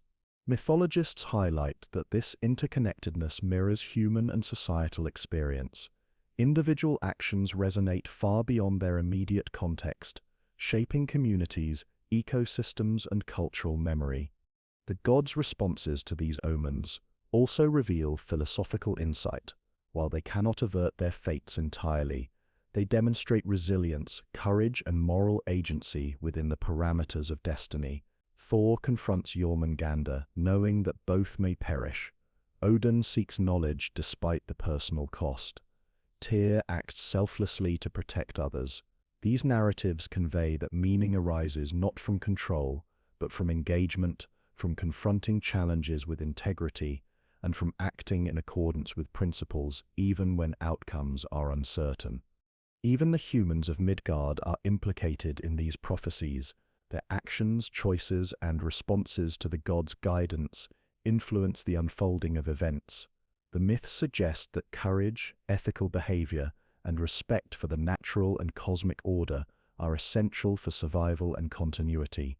Historians note that this integration of divine and human action reflects a worldview in which morality, foresight, and responsibility are intertwined with cosmic cycles, a philosophy that encourages reflection, ethical engagement, and respect for the limits of power. Prophecies also underscore the cyclical nature of time in Norse cosmology. Ragnarok is both an end and a beginning. After destruction, the world is renewed. The surviving gods and humans emerge to inhabit a reborn Midgard, and the cycle of life continues. This cyclical understanding reinforces lessons from the Norns, from the Aesir-Vanir reconciliation, and from the cosmic threats. Life, death, chaos, and order are intertwined, and renewal is always possible even after devastation. Mythologists suggest that this cyclical perspective shaped Norse attitudes toward mortality, resilience, and the ethical dimensions of life, emphasizing continuity and hope alongside awareness of danger. The omens, prophecies, and preparations for Ragnarok also highlight the importance of wisdom and strategic thinking. The gods' foresight is not mere curiosity, it informs action, alliances, and moral choices. Odin's pursuit of knowledge, Thor's vigilant protection of Midgard, and Tyr's courage exemplify a philosophy in which ethical engagement and intelligent action are paramount, even when the outcome is predetermined. Historians suggest that these narratives reflect practical insights for human survival. Observation, planning, courage, and ethical awareness are necessary for navigating uncertainty and danger. In conclusion, the prophecies and omens surrounding Ragnarok encapsulate the Norse worldview in profound ways. The gods' awareness of inevitable destruction does not lead to despair, but to preparation, courage, and ethical action. Knowledge, foresight, and vigilance are essential, yet the universe's ultimate patterns are beyond complete control. Through these narratives, the myths teach that life is a balance between destiny and agency, knowledge and action, courage and moral responsibility. As the nine realms move toward their ultimate test, the lessons of prophecy, observation, and preparation resonate for gods and mortals alike, guiding conduct, reinforcing ethical principles, and sustaining hope amid inevitable change. As the threads of fate tighten and the prophecies of Ragnarok unfold, the nine realms begin to tremble under the weight of imminent change. The Norse myths describe a series of final portents, ominous signs and celestial phenomena that signal the approaching end of the current cosmic order. These portents serve as warnings, guiding the gods and mortals alike to recognize the inevitability of destiny and prepare for the monumental events to come. Among the first signs is Fimbulwinter, the mighty winter, a catastrophic season of relentless cold, darkness, and strife. According to the myths, this winter lasts for 3 successive years without reprieve, plunging the world into despair and testing the endurance of humans and gods alike. Fimbulwinter is not merely a meteorological event, but a symbolic manifestation of the collapse of moral, social, and cosmic order. Scholars note that this foretold winter reflects the harsh realities of the Scandinavian climate, while simultaneously encoding philosophical lessons. Perseverance, resilience, and courage are essential in the face of overwhelming adversity. During this period, humans grow restless and social bonds fray, families quarrel, communities dissolve, and moral codes falter, illustrating that cosmic events influence human behavior. The myths suggest that the end times are not solely a matter of divine action, but arise in conjunction with the choices, fears, and failings of mortals. This intertwining of human and divine agency reflects the Norse understanding of interdependence, emphasizing that the consequences of action or inaction ripple through all realms. Celestial disturbances further announce the dawn of Ragnarok, the sun and moon eternally pursued by the wolves Skål and Hati will be devoured, plunging the cosmos into shadow. Stars will vanish, and the heavens will convulse as fire and ice converge. Historians interpret these descriptions as symbolic representations of chaotic transformation in which the natural order is disrupted to make way for renewal. These cosmic signs reinforce the pervasive Norse theme: even the seemingly eternal celestial bodies are subject to fate, and all life is contingent, fragile, and interconnected. The release of imprisoned monsters marks another significant portent. Fenrir, bound by the gods with magical chains, breaks free, embodying the unstoppable force of chaos and destruction. His emergence symbolizes the collapse of restraint and the unleashing of primal fury, emphasizing the Norse principle that certain events, once fated, cannot be prevented, only confronted. Scholars suggest that Fenrir's role represents both inevitability and moral testing. Those who face him must demonstrate courage, wisdom, and integrity even when survival is uncertain. Jormungandr, the Midgard serpent, also rises from the ocean's depths, its enormous coils creating waves and storms that ripple through the seas of Midgard. The serpent's presence signals the approach of Thor's final battle, encapsulating the themes of cyclical struggle and cosmic balance. Mythologists highlight that Jormungandr embodies forces that are both destructive and necessary, teaching that confrontation with danger is intrinsic to the maintenance of order and that some challenges are essential to the unfolding of fate. Meanwhile, Loki escapes his bonds, joining forces with other chaotic entities to accelerate the march toward Ragnarok. His liberation is both literal and symbolic. It represents the release of hidden mischief, deception, and the unpredictability inherent in life and the cosmos. Scholars note that Loki's role underscores the moral complexity of existence. Chaos cannot be eradicated, only navigated, and intelligence alone cannot prevent the inevitable. Courage, ethical engagement, and strategic action are required alongside cleverness. The fire giants, led by Circe, begin their march from Muspelheim, flames consuming everything in their path. The heat of their advance melts mountains, ignites forests, and transforms rivers into torrents of molten fire. Surt's destructive power, though catastrophic, is also a necessary agent of cosmic renewal, embodying the cyclical principles central to Norse cosmology.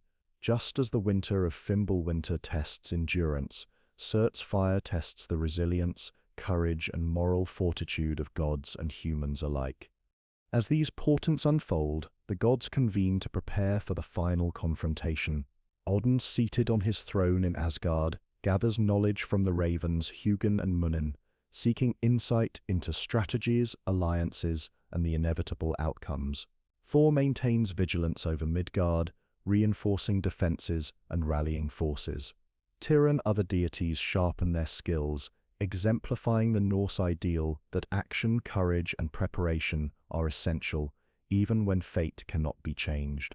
Mythologists interpret these preparations as symbolic guidance. While destiny may be fixed, engagement with it, through intelligence, courage, and ethical action, is a moral imperative. The portents also extend to humans and lesser beings. Animals grow restless, the land trembles, and omens appear in the sky and in everyday life. Mortals observing these signs are reminded that their choices and courage are integral to the unfolding of fate. Historians highlight that this interplay between divine and human awareness reflects the Norse emphasis on interdependence, responsibility, and moral agency within a framework of inevitability. In addition to observable signs, the Norns continue to weave fate, their threads now vibrating with tension as Ragnarok approaches. These mystical weavers maintain the tapestry of destiny, but even they cannot avert the final cataclysm. Their presence reinforces the Norse understanding that all beings, mortal and divine, operate within a network of constraints and consequences, and that knowledge of destiny does not absolve responsibility, but intensifies it. Prophecies, omens, and portents converge to create a cosmic crescendo, signaling that the universe is poised on the brink of transformation. The monsters, gods, and natural forces all move toward their ordained roles, illustrating the inevitability of Ragnarok. Yet even as destruction looms, the myths emphasize resilience, courage, and moral engagement. The Norse worldview is not fatalistic in a passive sense. Rather, it is ethically and practically active, asserting that action within constraints is both necessary and meaningful. The dawn of Ragnarok also highlights the cyclical principle of time. While the current order faces annihilation, the myths promise rebirth, renewal, and the continuation of life. Survivors emerge to inhabit a renewed Midgard, and the cosmic balance is restored, albeit transformed. Scholars argue that this cyclical understanding reflects not only philosophical insight, but also cultural pragmatism. Life is fragile, the world is unpredictable, and preparation, courage, and ethical engagement ensure continuity and resilience, even amidst inevitable change. In sum, the final portents and dawn of Ragnarok encapsulate the essence of Norse cosmology. The universe is a dynamic interplay of forces governed by fate, yet navigable through courage, wisdom, and ethical action. The gods and mortals face overwhelming challenges, yet their engagement, preparation, and moral choices imbue the unfolding events with meaning. The 9 realms tremble, monsters rise, celestial events convulse, and the tapestry of fate tightens. Yet the myths inspire reflection, ethical engagement, and hope amid inevitable transformation. Through these narratives, we understand that Ragnarok is not merely destruction but a test of moral and cosmic balance. Strength, intelligence, courage, and foresight are all required to face the approaching chaos. The portents and signs teach that preparation, vigilance, and ethical awareness are essential, and that even in the face of inevitable demise, action imbued with integrity is both necessary and heroic. The Norse myths don't present Ragnarok as a sudden surprise, an apocalypse that comes without warning. Instead, it's something long foretold, woven into the very fabric of fate from the beginning. The seeresses, the Volla, spoke of it in their visions, and their words were passed down through poems like the Völuspá, the prophecy of the seeress, one of the most important sources we have for Norse mythology. The Völuspá tells us that the gods themselves were aware that their doom was inevitable. Odin, most of all, sought knowledge of the end. He He wandered the world in disguise, asked questions of giants, and even sacrificed his own eye to drink from Mimir's well of wisdom. He wanted to know how events would unfold, not because he thought he could prevent them, but because, in Norse belief, even the gods must face fate. The Völuspá tells us that the gods themselves were aware that their doom was inevitable. Odin, most of all, sought knowledge of the end. He wandered the world in disguise, asked questions of giants, and even sacrificed his own eye to drink from Mimir's well of wisdom. He wanted to know how events would unfold, not because he thought he could prevent them, but because, in Norse belief, even the gods must face fate. The seeress describes signs that Ragnarok is approaching. First, there will be a great winter, known as Fimbulwinter, the mighty winter. It will last 3 full years without summer in between. Snow will fall from every direction, the winds will rage, and frost will bite the land. Crops will fail, animals will perish, and people will be driven to desperation. Families will turn against each other, and bonds of kinship will collapse. Brother will fight brother, fathers will kill sons, and the world will be filled with strife. The Völuspá adds a layer of moral decay to this picture. It says that honor will fade, oaths will be broken, and greed will consume humanity. In this sense, the Norse apocalypse is not only about natural disasters, but also about a collapse of social order. Historians often remark on this theme. The end of the world in Norse thought is not just fire and flood, but the loss of trust, family, and community. As Fimbulwinter rages, other omens appear. The sun and moon, which had always been pursued across the sky by 2 wolves, will finally be caught. The wolves, Skall and Hati, will devour them. Darkness will fall upon the world. The stars will vanish from the heavens, and the very fabric of the cosmos will begin to unravel. Meanwhile, deep beneath the earth, Loki and his monstrous children will stir. Loki, bound since the death of Balder, will break free from his chains, shaking the world with his fury. His son Fenrir, the great wolf, will also escape. The bonds that the gods had placed upon him, the magical chain Gleipnir, will snap. Fenrir's jaws will gape wide enough to swallow the sky itself. The Midgard serpent, Jormungandr, will rise from the ocean, twisting and thrashing, poisoning the seas with his venom. His movements will cause the waters to flood the land, drowning coastlines and shattering ships. From the realm of the dead, Hel will release her legions. The dead will march to war, led by Loki himself. And from the realm of fire, Muspelheim, the fire giant Surt will come forth, wielding a flaming sword brighter than the sun. His army of fire will burn across the world, advancing toward the final battlefield. This battlefield is called Vigrid, described in the sources as a plain stretching 100 leagues in every direction, unimaginably vast, large enough to hold gods, giants, monsters, and men in a single final conflict. It is here the prophecy says that the armies of chaos will meet the Aesir and their allies. The gods know they cannot win, but they will fight anyway. And this, too, is important to remember. The Norse gods are not all-powerful beings who triumph forever. They are fated to die, just as humans are. What matters is not escaping doom, but facing it with courage and honor. Scholars often point to this as a defining feature of Norse myth. Unlike in some traditions where the gods are eternal, in Norse belief they are mortal in their own way. They may live for ages, but when fate calls, they fall. This reflects the values of the Viking Age. The world is harsh, death is certain, but the measure of a life is how one meets the inevitable. The prophecy also makes room for a new beginning. Though Ragnarok is a tale of destruction, it is not the end of everything. After the fire and flood, a green world will rise again, and new gods and humans will walk upon it. But before we reach that renewal, we must first witness the battle itself, the clash of gods and giants at Vigrid, where fate will finally be fulfilled. The seeress describes signs that Ragnarok is approaching.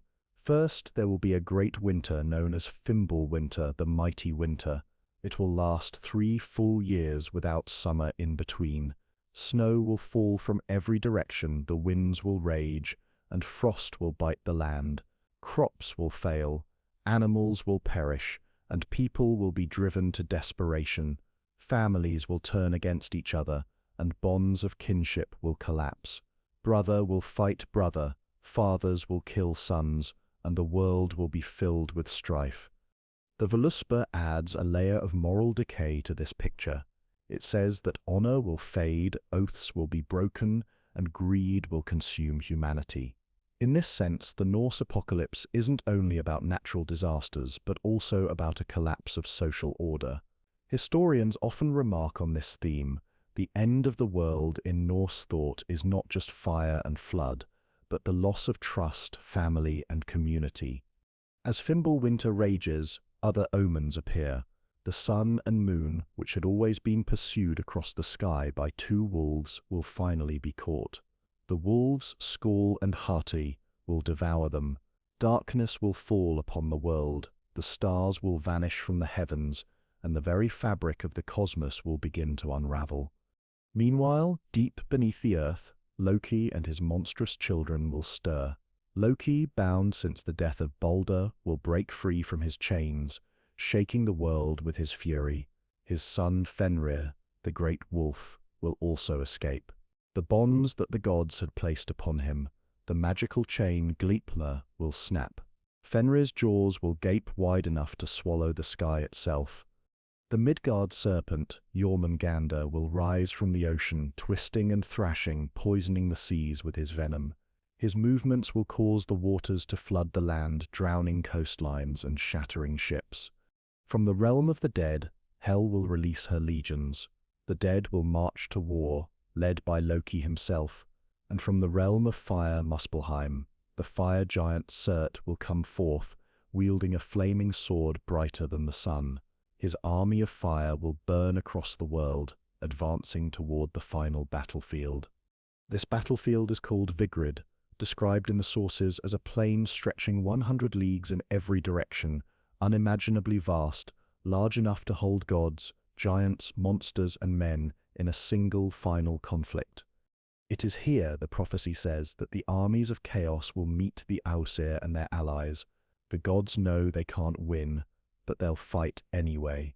And this too is important to remember. The Norse gods aren't all-powerful beings who triumph forever. They're fated to die, just as humans are.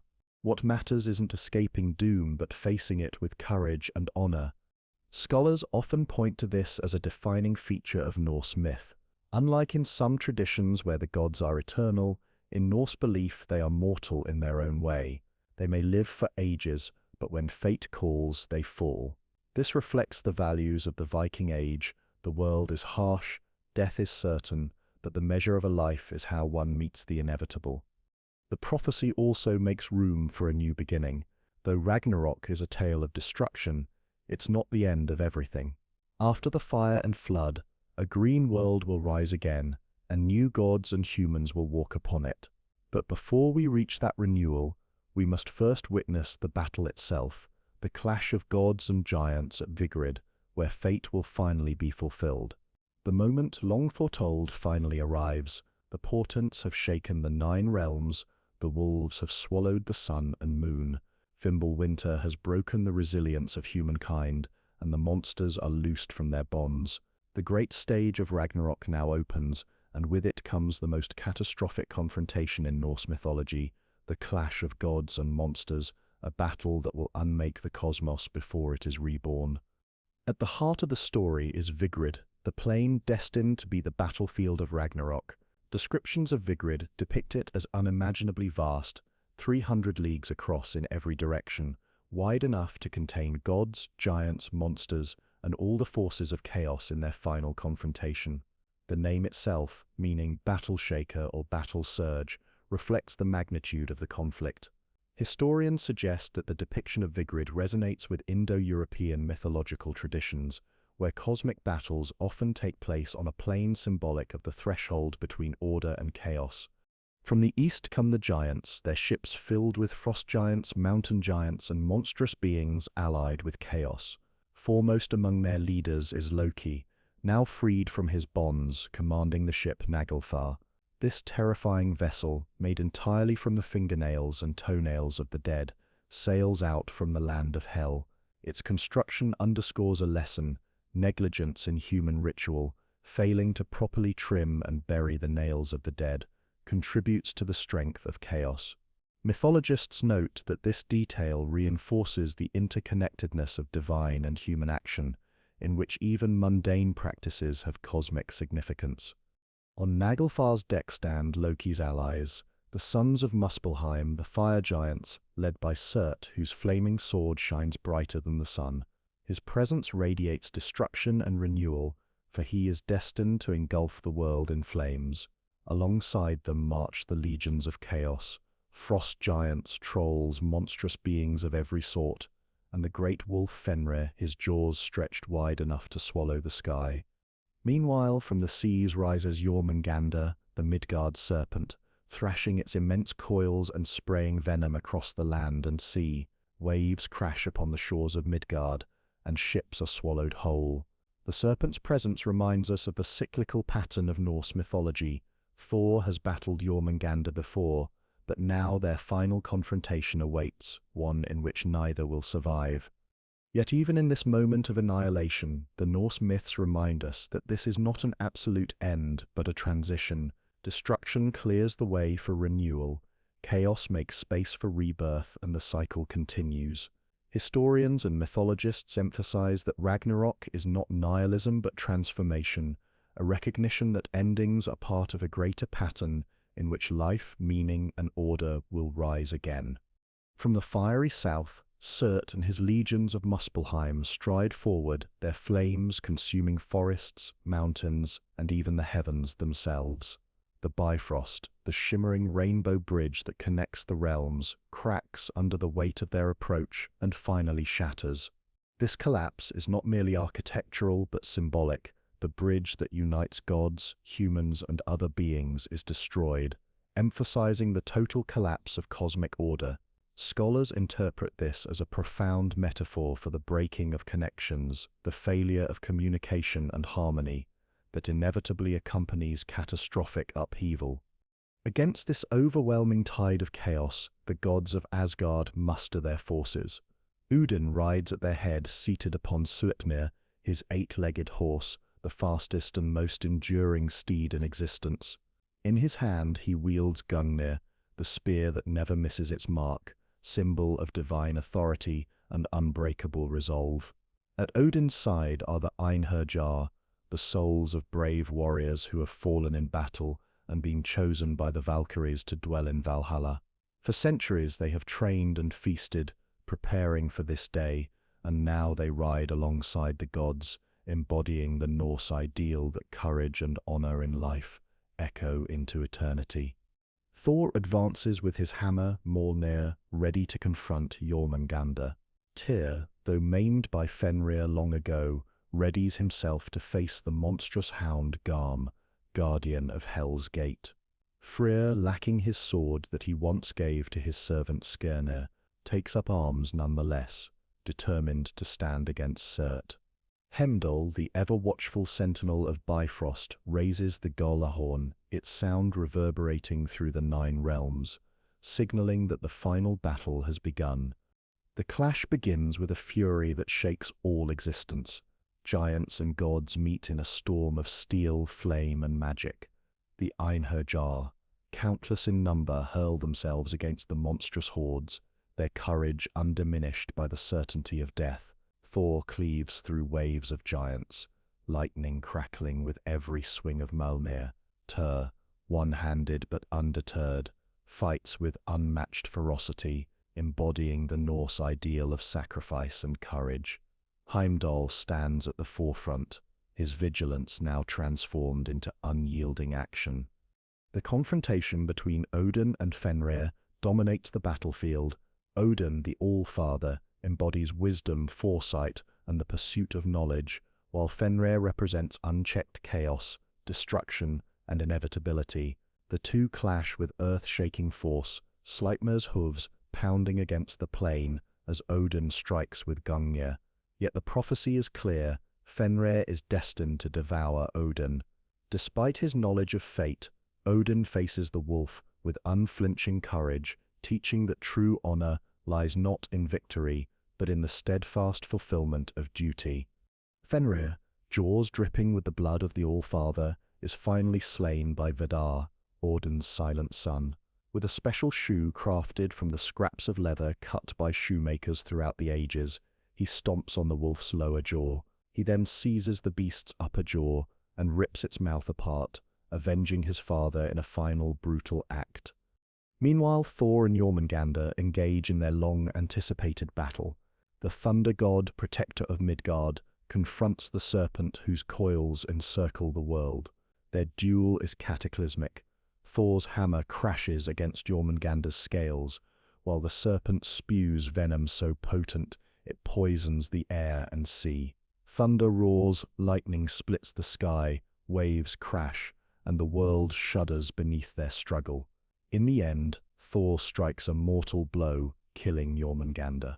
Yet the victory is fleeting, for Thor, staggering only 9 steps, succumbs to the serpent's venom. Elsewhere on the battlefield, Tyr confronts Garm, the monstrous hound of hell. Theirs is a battle of equals, fierce and unyielding. Both strike mortal wounds upon one another, and in the end both fall, symbolizing the cost of courage and the inevitability of sacrifice in the preservation of order. Freyr, lacking his magical sword, faces Surt in combat. Despite his valor, the imbalance is overwhelming. Surt's flaming sword burns brighter than the sun, and Freyr is struck down, a poignant reminder of the consequences of choices made long ago. Mythologists interpret Freyr's fate as a lesson in the limits of power, the costs of sacrifice, and the inescapable reach of destiny. Even Heimdall and Loki find themselves locked in battle. The watchman of the gods and the trickster, so often opposed in character and purpose, now meet on the battlefield as destined foes. Their struggle is fierce and evenly matched, but in the end both strike killing blows upon one another, their deaths symbolizing the collision of vigilance and chaos, truth and deception. As these duels unfold, the broader battlefield rages with fire, venom, steel, and thunder. The Einherjar fall in droves, yet their bravery ensures that the forces of chaos are slowed, giving the gods the chance to fulfill their final roles. The plain of Vigrid is transformed into a sea of flame, blood, and shattered bodies, its vastness barely sufficient to contain the magnitude of destruction. Finally, when the gods have fallen and the monsters have unleashed their fury, Surt steps forth to deliver the final blow. Raising his flaming sword, he engulfs the 9 realms in fire. The heavens burn, the earth is consumed, and even Yggdrasil trembles as the flames spread across creation. The cosmos collapses into a churning chaos of fire, water, and ash. Yet, even in this moment of annihilation, the Norse myths remind us that this is not an absolute end but a transition. Destruction clears the way for renewal. Chaos makes space for rebirth, and the cycle continues.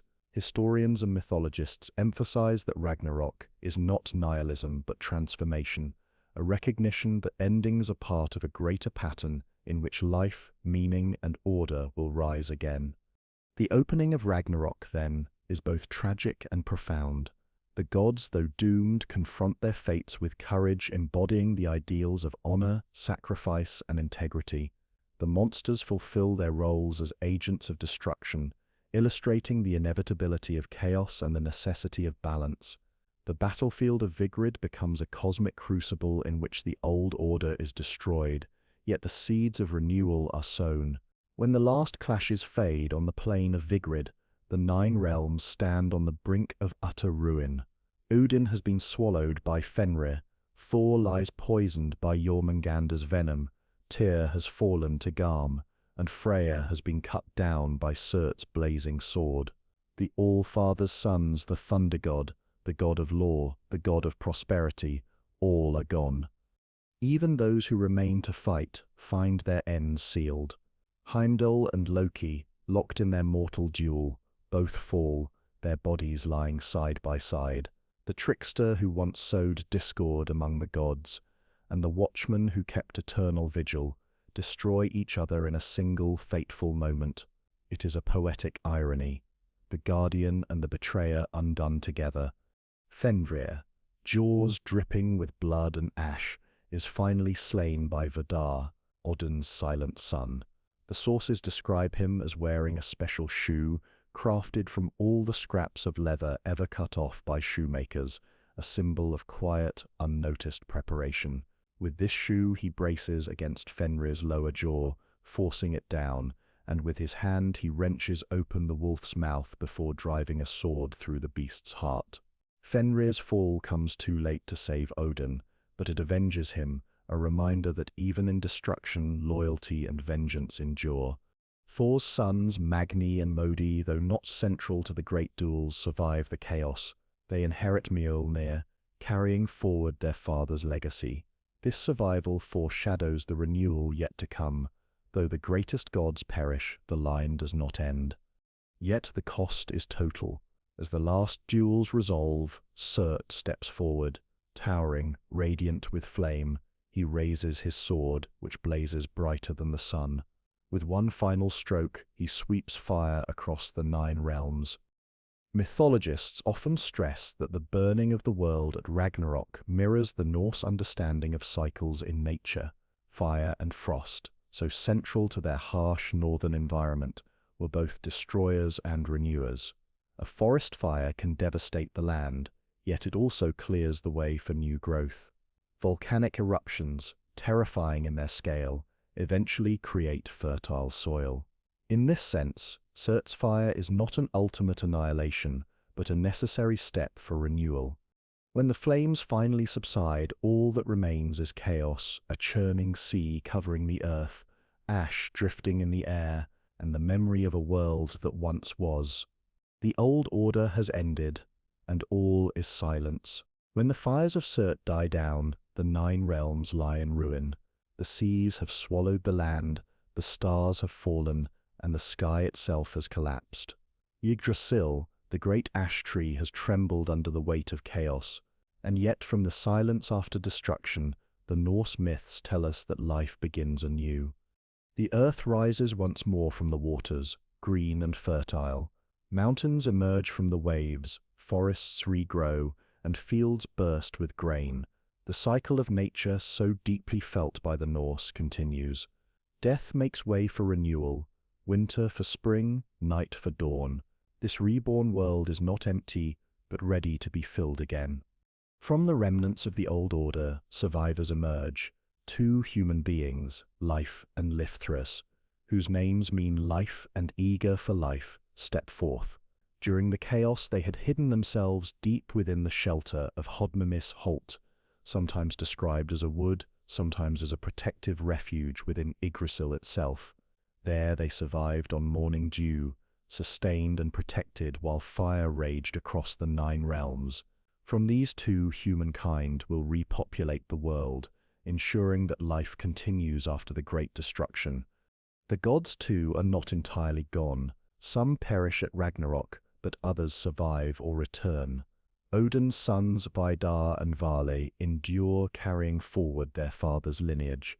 Thor's sons Magni and Modi emerge alive, bearing Mjolnir, their father's mighty hammer, as a symbol that protection and strength remain. Even Balder, the shining god who fell to Loki's treachery, is said to return from Hel, accompanied by his brother Hoder. In this new world, the mistakes and tragedies of the old are, in part, redeemed. Scholars often see Balder's return as deeply symbolic. His death had marked the beginning of the gods' downfall, and his rebirth signals hope, reconciliation, and the promise of a better order. Some even draw parallels between Balder's and other dying and returning figures in Indo-European traditions, representing light, purity, and renewal after destruction. The new gods gather on the field where Asgard once stood, where golden palaces had been reduced to ash. There they find the golden tablets of the Aesir, remnants of the old world's wisdom and law. With these they will rebuild, shaping a new order of existence. The rediscovery of these tablets symbolizes continuity between past and future. Above them a new sun rises. She is the daughter of the sun devoured by the wolf's skull, radiant and unscathed, continuing the cycle of light and time. Her presence ensures that day will follow night, warmth will follow cold, and the seasons will once again sustain life. In this way, the Norse myths end not with despair, but with renewal. The old world has fallen, but from its ashes a new one arises, fertile, green, and filled with promise. Humanity continues, the gods endure in new forms, and light returns to the sky. The cycle is unbroken. Historians often highlight how this ending reflects the worldview of the Norse. Life was harsh in Scandinavia, winters were brutal, death was common, and disaster was never far away. Yet the myths assure us that even in destruction there is hope. Even when everything falls apart, life will begin again. This cyclical vision of birth, death, and rebirth offered the Norse both explanation and comfort in the face of uncertainty. Thus ends Ragnarok, not as a final annihilation, but as a transformation. The cosmos is remade, the gods renewed, and the human story begins once more, echoing the eternal rhythm of creation, destruction, and rebirth. The silence that follows is not empty, but alive.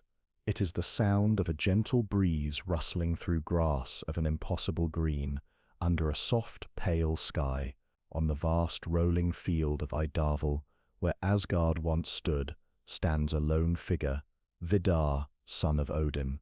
He is the silent god.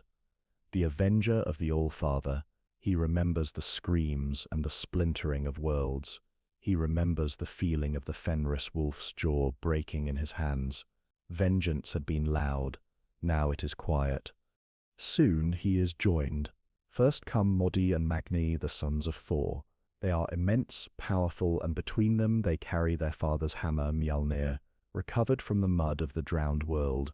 Modi, the more thoughtful of the two, voices the question that hangs in the air. What is the purpose of the hammer? When there is nothing left to guard, he is answered only by the arrival of another. Vali, son of Odin, born to be an avenger. The four of them stand together, a pantheon of orphans, the sons of vengeance and the sons of thunder, heirs to a silent, empty world. It is then that the light changes, a warmth spreads over the field, and the air shimmers with a feeling of pure homecoming. From this gentle radiance, two figures emerge. One is Balder the Beautiful, returned from the land of the dead, his face serene and free of suffering. The other, hesitant and cloaked in shadow, is his blind brother Hoder, the unwitting instrument of his death. Hoder whispers that he does not deserve this light, that he is the darkness that began the end. But Balder places a hand on his brother's shoulder, declaring that the great blindness is over. He takes Hoder's hand, an act of absolute forgiveness. In this moment, the cycle of betrayal and vengeance that doomed the old gods is finally broken. The first true act of the new world is one of reconciliation. The reunion of Balder and Hoder is a pivotal moment in the post-Ragnarok narrative. It signifies more than just a family reconciled. It is a cosmological reset. The old world was defined by oaths, debts, and inescapable fate leading to tragedy. Hoder's redemption through Balder's grace suggests this new era will be founded not on rigid destiny, but on the possibility of forgiveness and change. While the gods find their new beginning, so too does humanity. From the deep woods of Hodmimir's Holt, Life, and Lifthra step out from the great yew tree that sheltered them. They are frail and fearful, yet filled with a resilient wonder. They taste the sweet air, see the vibrant colors of a world reborn, and share the first fruit from a bush laden with ruby-red berries. This simple act is a sacrament, the first harvest of the new world. Hand in hand, they walk out from the shelter of the forest to become the ancestors of all who will follow. Back on Idavl, the six gods gather. They speak of the past, not of war but of memories. As they sit, Magni's hand finds something hard and smooth buried in the turf. It is a small golden game piece, exquisitely crafted. Soon they are all searching, unearthing the full set of golden handfat of pieces the Aesir once played with before the world's end. It is Balder, his wisdom deepened by his journey through death, who explains their true purpose. They are not a gift, but a lesson. The world, he tells them, was their father's game board, and they played until the board was overturned. These pieces are not for playing, but for remembering. Their purpose is not to repeat the past, but to learn from it. A profound peace settles over them. They have their past, their present, and a shared duty to the future. But as this sense of hope solidifies, a shadow passes overhead. It is fleeting, but the air grows cold, and the vibrant green of the world seems to dim. The gods rise as one, Mjolnir humming with nascent power. It is Vidar, the silent watcher, who sees it first, a dark shape rising from the jagged peaks of the new mountains. It is a dragon, vast and ancient, with leathery wings. Clutched in its claws are the pale, spectral forms of the dishonored dead. It is Nidhogg, the malice striker, a remnant of the old world's evil that was not washed away by fire and sea. The dragon circles once, a scavenger over a world it does not recognize, before flying away into the vast, clean sky. It leaves behind a chilling truth. The new world is not perfect. There are still monsters in the dark. The work is not over, and Vidar, the silent god, speaks his first word in this new age, a name that is both an identification and a curse, Nidhogg. The final image of Nidhogg is one of the most debated and powerful in Norse mythology. It serves as a crucial reminder that the Norse worldview was not one of simple happy endings. The cycle continues, and the potential for darkness and destruction is never truly eliminated. It suggests that peace is not a permanent state to be achieved, but a condition that must be actively maintained and defended, generation after generation. Thus, the new age begins not with a guarantee of perfect peace, but with a sober understanding. The world is reborn, humanity is renewed, and the gods are reconciled. But the rhythm of the cosmos is eternal, and the struggle between creation and destruction has not ended. It has simply begun again. Soon he is joined. First come Modi and Magni, the sons of Thor. They are immense, powerful, and between them they carry their father's hammer, Mjolnir, recovered from the mud of the drowned world. Modi, the more thoughtful of the two, voices the question that hangs in the air. What is the purpose of the hammer, when there is nothing left to guard? He is answered only by the arrival of another, Vali, son of Odin, born to be an avenger. The four of them stand together, a pantheon of orphans, the sons of vengeance and the sons of thunder, heirs to a silent, empty world. It is then that the light changes, a warmth spreads over the field, and the air shimmers with a feeling of pure homecoming. From this gentle radiance, two figures emerge. One is Balder the Beautiful, returned from the land of the dead, his face serene and free of suffering. The other, hesitant and cloaked in shadow, is his blind brother, Hodra, the unwitting instrument of his death. Hodra whispers that he does not deserve this light, that he is the darkness that began the end. But Balder places a hand on his brother's shoulder, declaring that the great blindness is over. He takes Hodra's hand, an act of absolute forgiveness. In this moment, the cycle of betrayal and vengeance that doomed the old gods is finally broken. The first true act of the new world is one of reconciliation. Soon he is joined. First come Modi and Magni, the sons of Thor. They are immense, powerful, and between them they carry their father's hammer, Mjolnir, recovered from the mud of the drowned world. Modi, the more thoughtful of the two, voices the question that hangs in the air. What is the purpose of the hammer when there is nothing left to guard? He is answered only by the arrival of another, Vali, son of Odin, born to be an avenger. The four of them stand together, a pantheon of orphans, the sons of vengeance and the sons of thunder, heirs to a silent, empty world. It is then that the light changes. A warmth spreads over the field, and the air shimmers with a feeling of pure homecoming. From this gentle radiance, two figures emerge. One is Balder the Beautiful, returned from the land of the dead, his face serene and free of suffering. The other, hesitant and cloaked in shadow, is his blind brother, Hother, the unwitting instrument of his death. Hearth whispers that he does not deserve this light, that he is the darkness that began the end. But Balder places a hand on his brother's shoulder, declaring that the great blindness is over. He takes Hearth's hand, an act of absolute forgiveness. In this moment, the cycle of betrayal and vengeance that doomed the old gods is finally broken. The first true act of the new world is one of reconciliation. Narrators note the reunion of Balder and Hearth is a pivotal moment in the post-Ragnarök narrative. It signifies more than just a family reconciled. It is a cosmological reset. The old world was defined by oaths, debts, and inescapable fate, leading to tragedy. Hearth's redemption through Balder's grace suggests this new era will be founded not on rigid destiny, but on the possibility of forgiveness and change. While the gods find their new beginning, so too does humanity. From the deep woods of Hodmi-Misholt, Leaf and Leaf Faresir step out from the great yew tree that sheltered them. They are frail and fearful, yet filled with a resilient wonder. They taste the sweet air, see the vibrant colors of a world reborn, and share the first fruit from a bush laden with ruby-red berries. This simple act is a sacrament, the first harvest of the new world. Hand in hand, they walk out from the shelter of the forest to become the ancestors of all who will follow.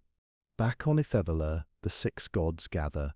They speak of the past, not of war, but of memories. As they sit, Magni's hand finds something hard and smooth buried in the turf. It is a small golden game piece, exquisitely crafted. Soon they are all searching, unearthing the full set of golden Hun-Fatafaf pieces the Thera once played with before the world's end. It is Balder, his wisdom deepened by his journey through death, who explains their true purpose. They are not a gift, but a lesson. The world, he tells them, was their father's game board, and they played until the board was overturned. These pieces are not for playing, but for remembering. Their purpose is not to repeat the past, but to learn from it. A profound peace settles over them. They have their past, their present, and a shared duty to the future. But as this sense of hope solidifies, a shadow passes overhead. It is fleeting, but the air grows cold, and the vibrant green of the world seems to dim. The gods rise as one, Mjolnir, humming with nascent power. It is Vaidha, the silent watcher, who sees it first, a dark shape rising from the jagged peaks of the new mountains. It is a dragon, vast and ancient, with leathery wings. Clutched in its claws are the pale, spectral forms of the dishonored dead. It is Nidhogr, the malice striker, a remnant of the old world's evil that was not washed away by fire and sea. The dragon circles once, a scavenger over a world it does not recognize, before flying away into the vast, clean sky. It leaves behind a chilling truth. The new world is not perfect. There are still monsters in the dark. The work is not over, and Vishar, the silent god, speaks his first word in this new age, a name that is both an identification and a curse, Nidhogr. The final image of Nidhogr as one of the most debated and powerful in Norse mythology. It serves as a crucial reminder that the Norse worldview was not one of simple happy endings. The cycle continues, and the potential for darkness and destruction is never truly eliminated. It suggests that peace is not a permanent state to be achieved, but a condition that must be actively maintained and defended, generation after generation. Thus, the new age begins not with a guarantee of perfect peace, but with a sober understanding. The world is reborn, humanity is renewed, and the gods are reconciled. But the rhythm of the cosmos is eternal, and the struggle between creation and destruction has not ended. It has simply begun, again. The reunion of Balder and Hearth is a pivotal moment in the post-Ragnarok narrative. It signifies more than just a family reconciled. It is a cosmological reset. The old world was defined by oaths, debts, and inescapable fate, leading to tragedy. Hearth's redemption through Balder's grace suggests this new era will be founded not on rigid destiny, but but on the possibility of forgiveness and change. While the gods find their new beginning, so too does humanity. From the deep woods of Hodmimi's Holt, Lif and Lifthrar step out from the great yew tree that sheltered them. They are frail and fearful, yet filled with a resilient wonder. They taste the sweet air, see the vibrant colors of a world reborn, and share the first fruit from a bush laden with ruby-red berries. This simple act is a sacrament, the first harvest of the new world. Hand in hand, they walk out from the shelter of the forest to become the ancestors of all who will follow. Back on a Dival, the six gods gather. They speak of the past, not of war, but of memories. As they sit, Magni's hand finds something hard and smooth, buried in the turf. It is a small golden game piece, exquisitely crafted. Soon they are all searching, unearthing the full set of golden Allfather pieces the Adasir once played with before the world's end. It is Balder, his wisdom deepened by his journey through death, who explains their true purpose. They are not a gift, but a lesson. The world, he tells them, was their father's game board, and they played until the board was overturned. These pieces are not for playing, but for remembering. Their purpose is not to repeat the past, but to learn from it. A profound peace settles over them. They have their past, their present, and a shared duty to the future. But as this sense of hope solidifies, a shadow passes overhead. It is fleeting, but the air grows cold, and the vibrant green of the world seems to dim. The gods rise as one, Mjolnir humming with nascent power. It is Vidar, the silent watcher, who sees it first, a dark shape rising from the jagged peaks of the new mountains. It is a dragon, vast and ancient with leathery wings. Clutched in its claws are the pale, spectral forms of the dishonored dead. It is Nidhogger, the malice striker, a remnant of the old world's evil that was not washed away by fire and sea. The dragon circles once, a scavenger over a world it does not recognize before flying away into the vast, clean sky. It leaves behind a chilling truth. The new world is not perfect. There are still monsters in the dark. The work is not over. And Vidar, the silent god, speaks his first word in this new age, a name that is both an identification and a curse, Nidhogg. The final image of Nidhogg is one of the most debated and powerful in Norse mythology. It serves as a crucial reminder that the Norse worldview was not one of simple happy endings. The cycle continues, and the potential for darkness and destruction is never truly eliminated. It suggests that peace is not a permanent state to be achieved, but a condition that must be actively maintained and defended, generation after generation. Thus, the new age begins not with a guarantee of perfect peace, but with a sober understanding. The world is reborn, humanity is renewed, and the gods are reconciled. But the rhythm of the cosmos is eternal, and the struggle between creation and destruction has not ended. It has simply begun again.